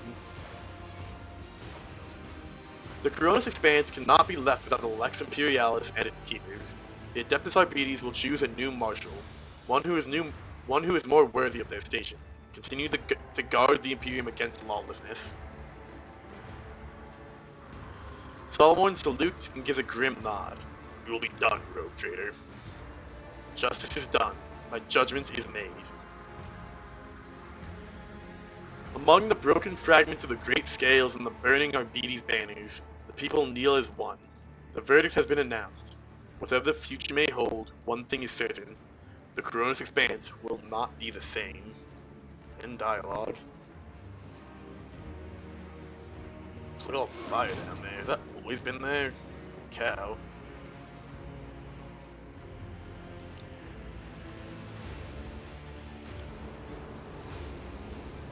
Because, like, you can't get rid of the Adeptus. I still want some law. I don't want to be immune from the law. Because that's just not good. And that's just stupid, honestly. Making me and my bloodline immune to the law is just stupid. Drag the chest out. Oh, hello. In the broken base of the scales is a chest adorned with the patinite covered blah blah blah blah. Oh, more shield. Maragon ring.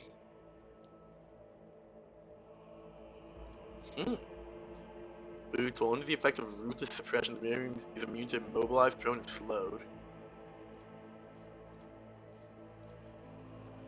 Carefully engraved on the soul are the words, his footsteps were thunderous and his name, Maragon, made every soul tremble.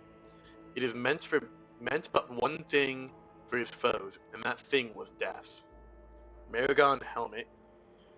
The wearer is the arbitrator with the castigator specialization. Their castigator abilities cost 0 AP. I don't know what castigator means. Maragon shield. 40% block chance. The wielder's incoming damage is reduced by 20%, and damage dealt to Xenos and demons is increased by 10. What's that based on? 10 times dogmatic rank. 5 times dogmatic rank. Inscription on the inner side reads, many an enemy of humankind took aim at Maragon's heart, yet this shield stops each foe's deadly sting. The God Emperor protects his faithful servants from death's rapacity. Neat. Can Solomon wear the armor? No, that's unfortunate. Honestly, reloading shotguns costing 0 AP is really nice, though.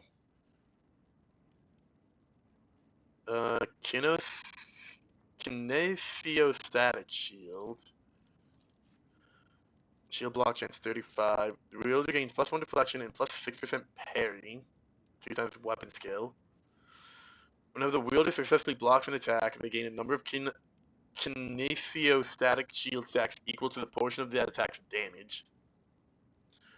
When the wielder makes an attack with this shield, it deals an additional 0 number of kinetic shields, energy damage with 50% armor penetration. After that, all stacks are removed. It's alright. You know what I could do, actually?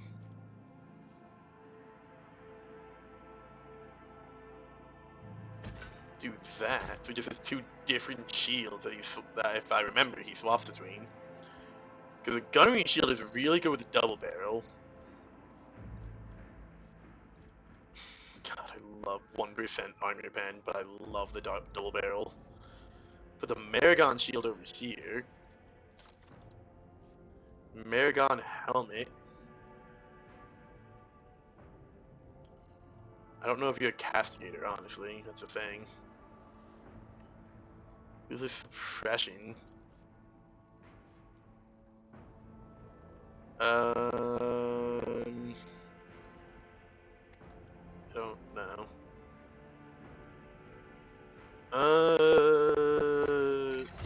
Honestly, just drippy. Take the upgrade, buddy.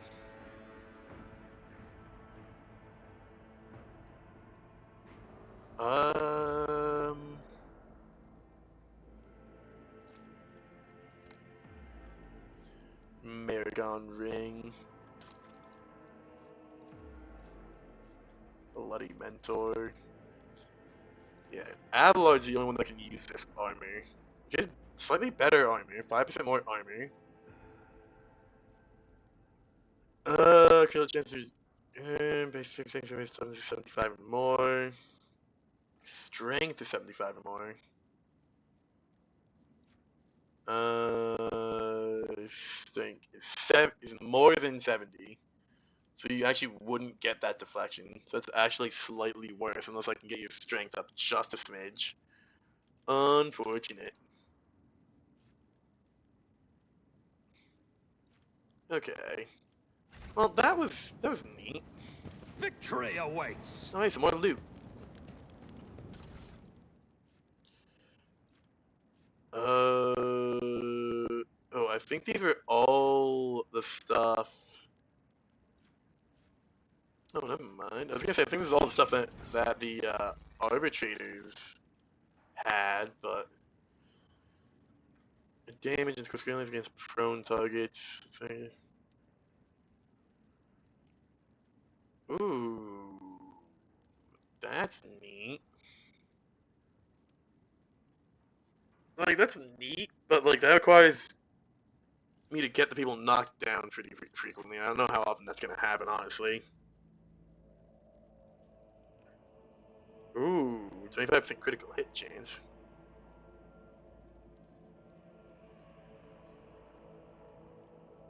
Yeah, that's a little bit better, I think. We ball with this. Alright.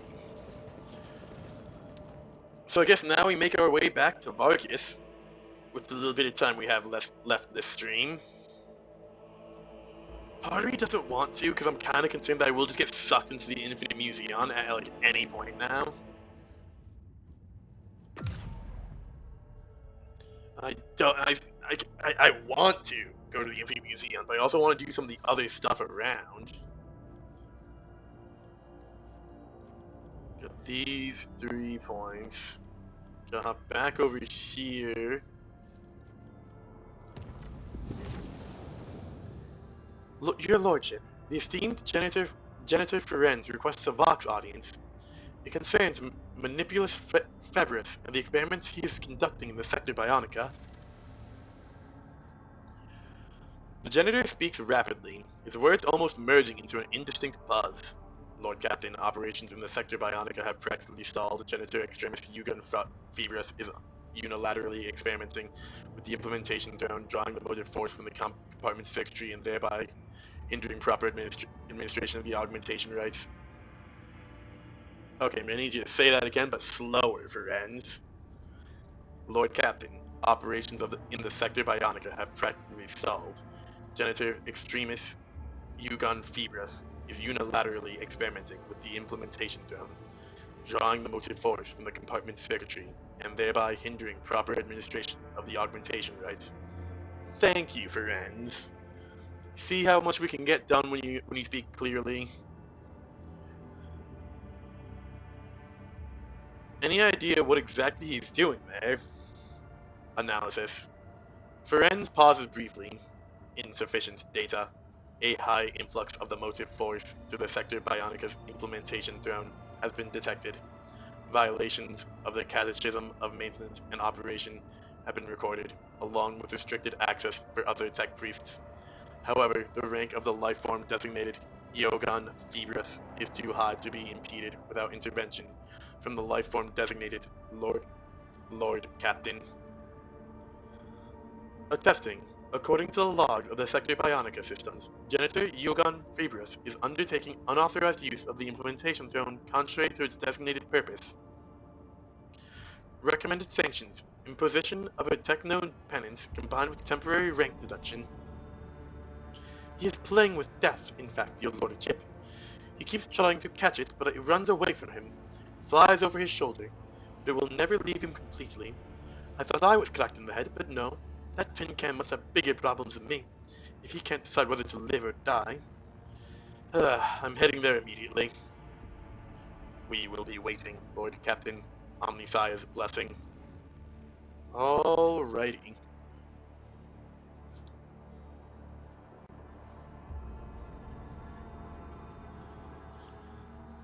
It is kind of entertaining how like, I always bring my retinue to the Sector Bionica with me, but, like, I never get to pick my retinue. It's always just the last retinue that I had selected. Oh, hello, Yogon. You, comfy there, buddy? That arm right there. is the most Looney Tunes ass appendage. Like that's like a full-on hand just connected to like Looney Tunes ass appendage. I'm sorry.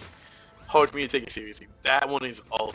Like if I see like just a full-on hand at the end of like mechadendrites, just a straight up mechanical hand, not a clamp, not a needle or anything, just a hand. It's just the most Looney Tunes ass shit to me. The implementation throne stands before you in all its glory, illuminated with discharges of the motive force. A massive body is laid out upon it, and it takes you a moment to recognize it as Yugon. Nuncius, I am in complete agreement that any interference with the function of the galvanic abdomen will lead to acute hypertension, but I have the situation perfectly under control. A fatal outcome had been excluded as a possibility. Iogon stares intently at the vid screen attached to his neck. All his body cavities have been carefully opened. You watch the crimson-pink lump of his augmented heart as it beats in his chest. You see the faint flickering of his galvanic cells through the whitish film of his peritoneum. Yes, Nuncius, I am aware. How propitiates the motive force. Now propitiates the motive force with the offering of the second galvanic hymn, conducting the rites of voltage multiplication. 10% steady, 20%. Iogon's eyelids close, and his head drops limply onto his chest. A moment later, the janitor draws a shuddering breath and startles back to consciousness. 20% hypertension, momentary loss of consciousness. The motive force is surging uncontrollably. Additional portocaval shunts are required to propitiate it and compensate for the excess pressure. Well then, you were right, Nuncius. Abdominal extraction is impossible. This is an incontrovertible fact.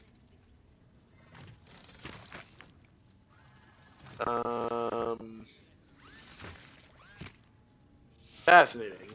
I've never seen such operations performed on oneself before. Iogon smiles through the pain.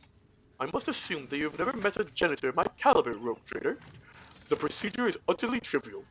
If one observes the ritual of vivisection and the operational covenants of the Omnissiah, sees a little camera shifting there, I misclicked and then tries to adjust.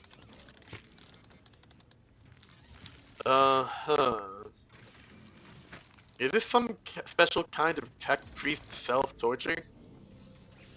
Not at all, rogue trader. I am careful to ensure that my pain level never exceeds borderline values. My objective is not to harm myself, but to learn.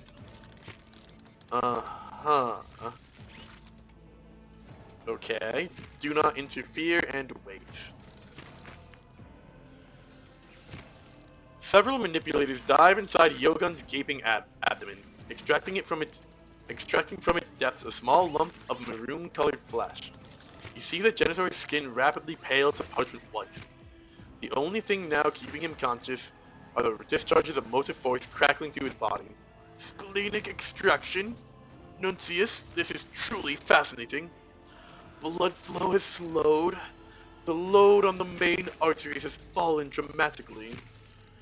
I classify my current condition as pre-mortem. Viability minimal.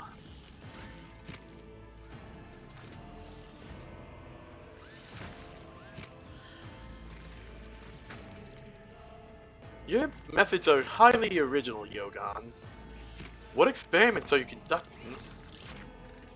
I am currently engaged in a study of determinacy in the existence of amalgam individuals. Your presence will no doubt enliven the discussion my dearest colleague and I are having as I work. You have caught Nuncius and me about halfway through our disputation.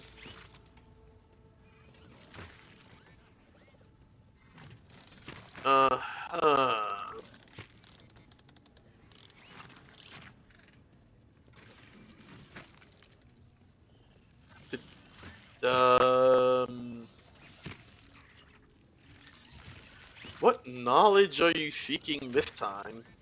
Does it warrant this self-excavation?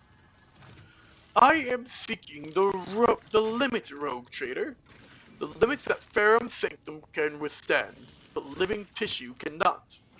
I'm trying to perceive the extent to which reverse augmentation can be accomplished without killing the recipient. And I myself, as the bearer of a large number of implants, am the ideal specimen.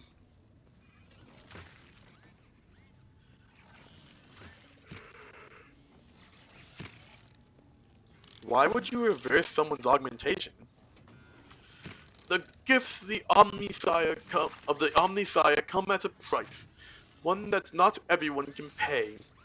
Their machine spirits can rage and reject the flesh, with which they have been joined, causing pain or even indescribable agony. Sometimes the only way to end it is to extract the augment, which often carries the risk of death. My objective is to find a way to mitigate this. Imperium test succeeded. A highly unusual goal for a tech priest. In the eyes of the servants of the Omnisaya, human life rarely outweighs the value of augments. Something must have propelled him down this path of the past. Determinacy in amalgam individuals? Wait, is this related to your previous experiment? Naturally. This is part of my path on the quest for knowledge, just as the creation of the Trio Somata was, but I have taken a different approach in my current experiments. Well, the work of the Sector Bionica is suffering because of your research. Oh, as soon as I obtain the answers to my questions, I will arise from this throne and restore the motive force to the compartment. Rest assured. And now I beg another pause, Rogue Trader. I must excavate the heart implant. Nuncius, kindly monitor the functions of the atrioventricular node, if you would. One of the flexible mechadendroids dives deep into Iogon's chest, carefully extracting the augmented heart. The throne's machine spirit instantly erupts in a cacophony of alarms. You count no less than 30 beats of your own heart before the pulsing organ is returned to its owner's chest. The ashen shadow of death slowly leaves Iogon's face. Oh, praise the Omnisaya! Nuncius, this is what we've been searching for! A 30-second interval is optimal for removing the organ without causing dysfunction. It is impossible to tell whether the Servo-Skull shares his colleague's excitement. Risk of a fatal outcome? The risks are negligible when what is at stake is crossing the limit of death itself. Both of my attempts to create a Trio Somata have failed, and so it is necessary to apply a different methodology. He turns his clouded gaze to you. Your thoughts on this matter interest me greatly, my colleague, so let them flow freely. Wait. You mentioned 2 attempts? There was another Trio Somata? Deftly deduced from my deliberate vagueness in my last thesis. Iogon tries to smile, but winces in pain as the throne's manipulators, obeying the will of the ancient machine spirits, begin to return all the extracted implants to their previous positions. You are correct. The one you and I created was the second attempt. The first was the starting point that whetted my thirst for the mysteries of the machine spirits. That is the organic body. A most fascinating story, Nuncius' telling of is most engaging. Nuncius' account remains a mystery to you, safely hidden behind the grin of your interlocutor. His energy flagging, Iogon sighs. Yes, Nuncius, perhaps the story is indeed too long for our current circumstances, but enough of the lyrical digressions. I have since made significant progress in understanding the wisdom of the Omnisaya, and the failure of both Triosomia procedures will remain merely another setback on the path to comprehension.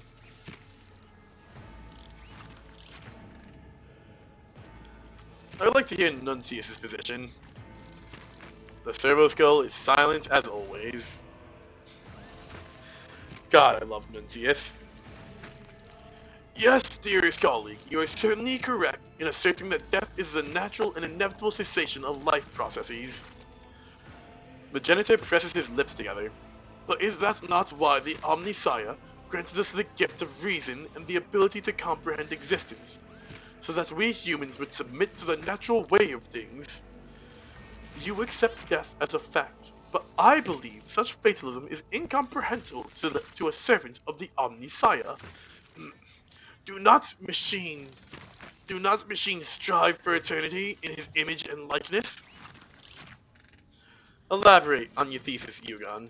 Why is vanquishing death so important to you?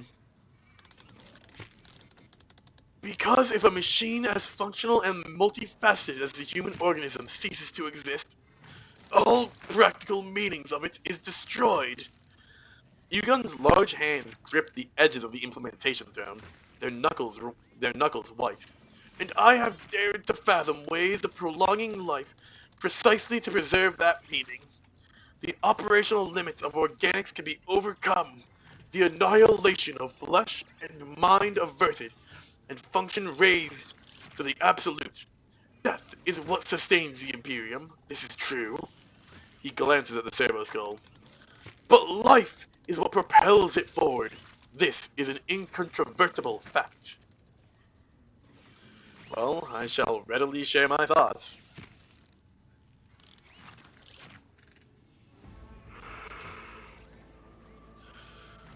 Oi.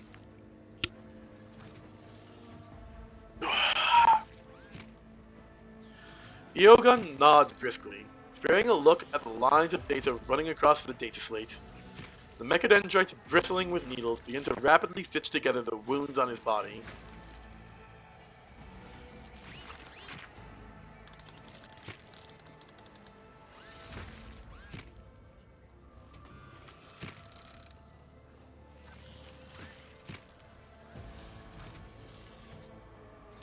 It's not worth it. You can try to prolong existence indefinitely, but after a certain point, such existence can scarcely be called life. Yogun frowns pensively, tucking out a piston on his beard.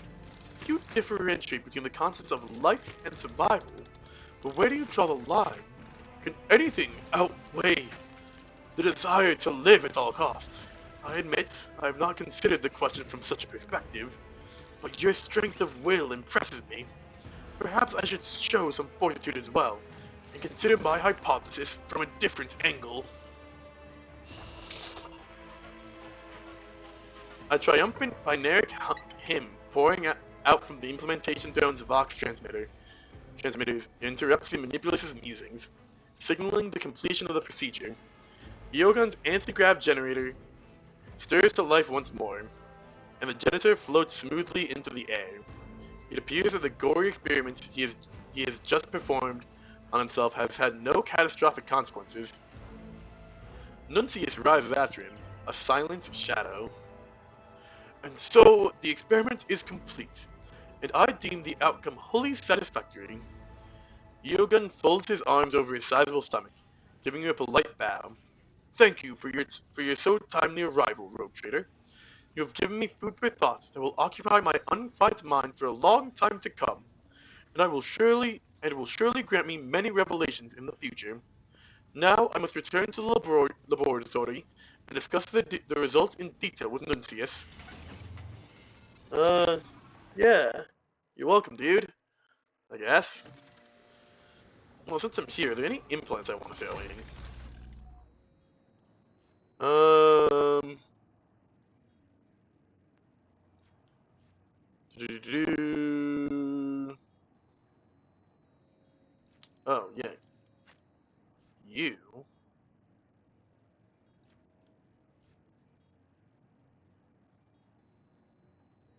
What is that based on? Arpen. Yeah, that's just generally good for, like, almost anyone who's doing the fighting themselves. So, like, that could actually be pretty decent with, like, Abelard. But, it's just gonna be best with Pascal because he already has so much Barium Sanctum. You're gonna get that. Stall Augment. You know, it's 10 Barium Sanctum. 50% armor pen with his plasma weapons. And it also goes for his sword also.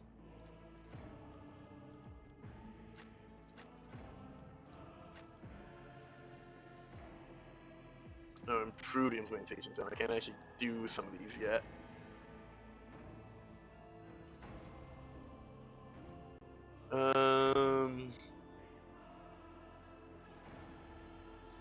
That's actually pretty good for you. That's all that. Single target advantage because enemy within 3 cell radius make a burst shot with this augment.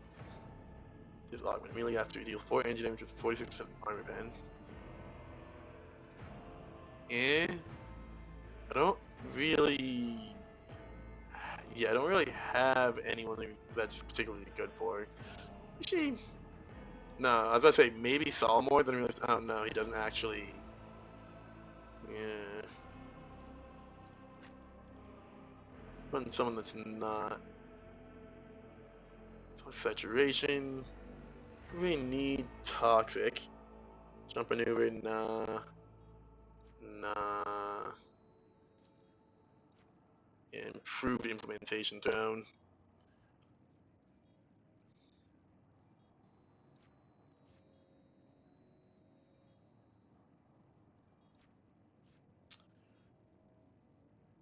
Weapons of stamp for one stamp. Penance brand on him. The end of combat.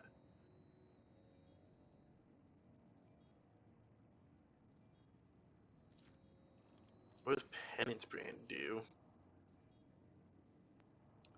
Oh, maybe I should give that to Hand of the Righteous.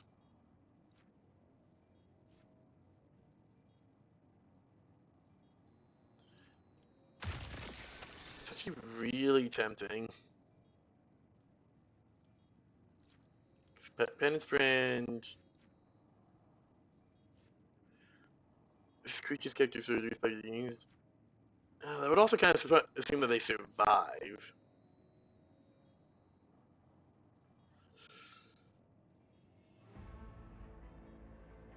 Um.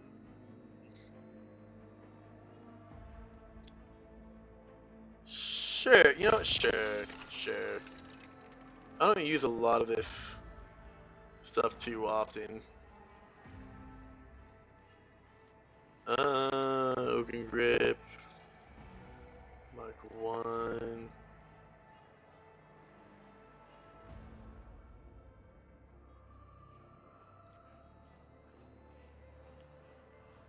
Do.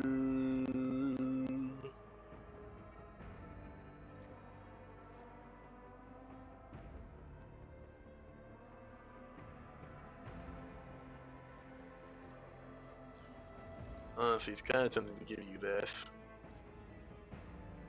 Mark 1.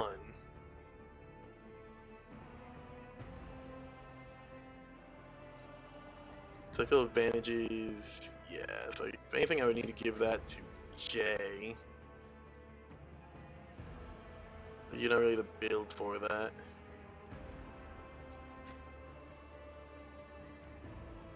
You don't do a lot of melee. Transonic wave building. Dexter's insanity can also have a crippled right arm. Transonic wave, how does that work? Ooh.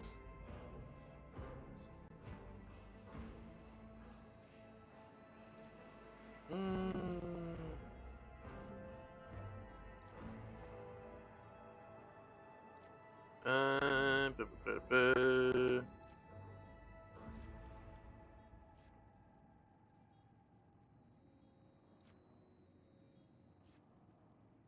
Yeah, we're not gonna linger on this for too much longer. Alright. A new Neat. challenge for me. Pascal with all these mods on him. Okay, we're gonna hop to the bridge.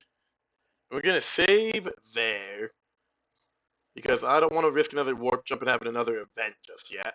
We're already a little over time. And I have other things to do today, unfortunately. So thank you all very much for coming around and hanging out. I do appreciate each and every one of you. If you're over on Kick, please consider giving me a follow. That will help out a ton.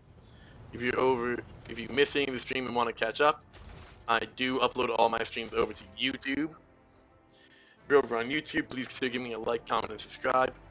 All that engagement stuff helps me out a ton. Helps me out a ton.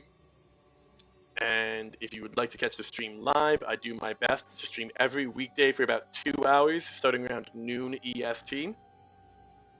But with that said, thank you all very much one more time, and have a wonderful rest of your day, homies. Peace out.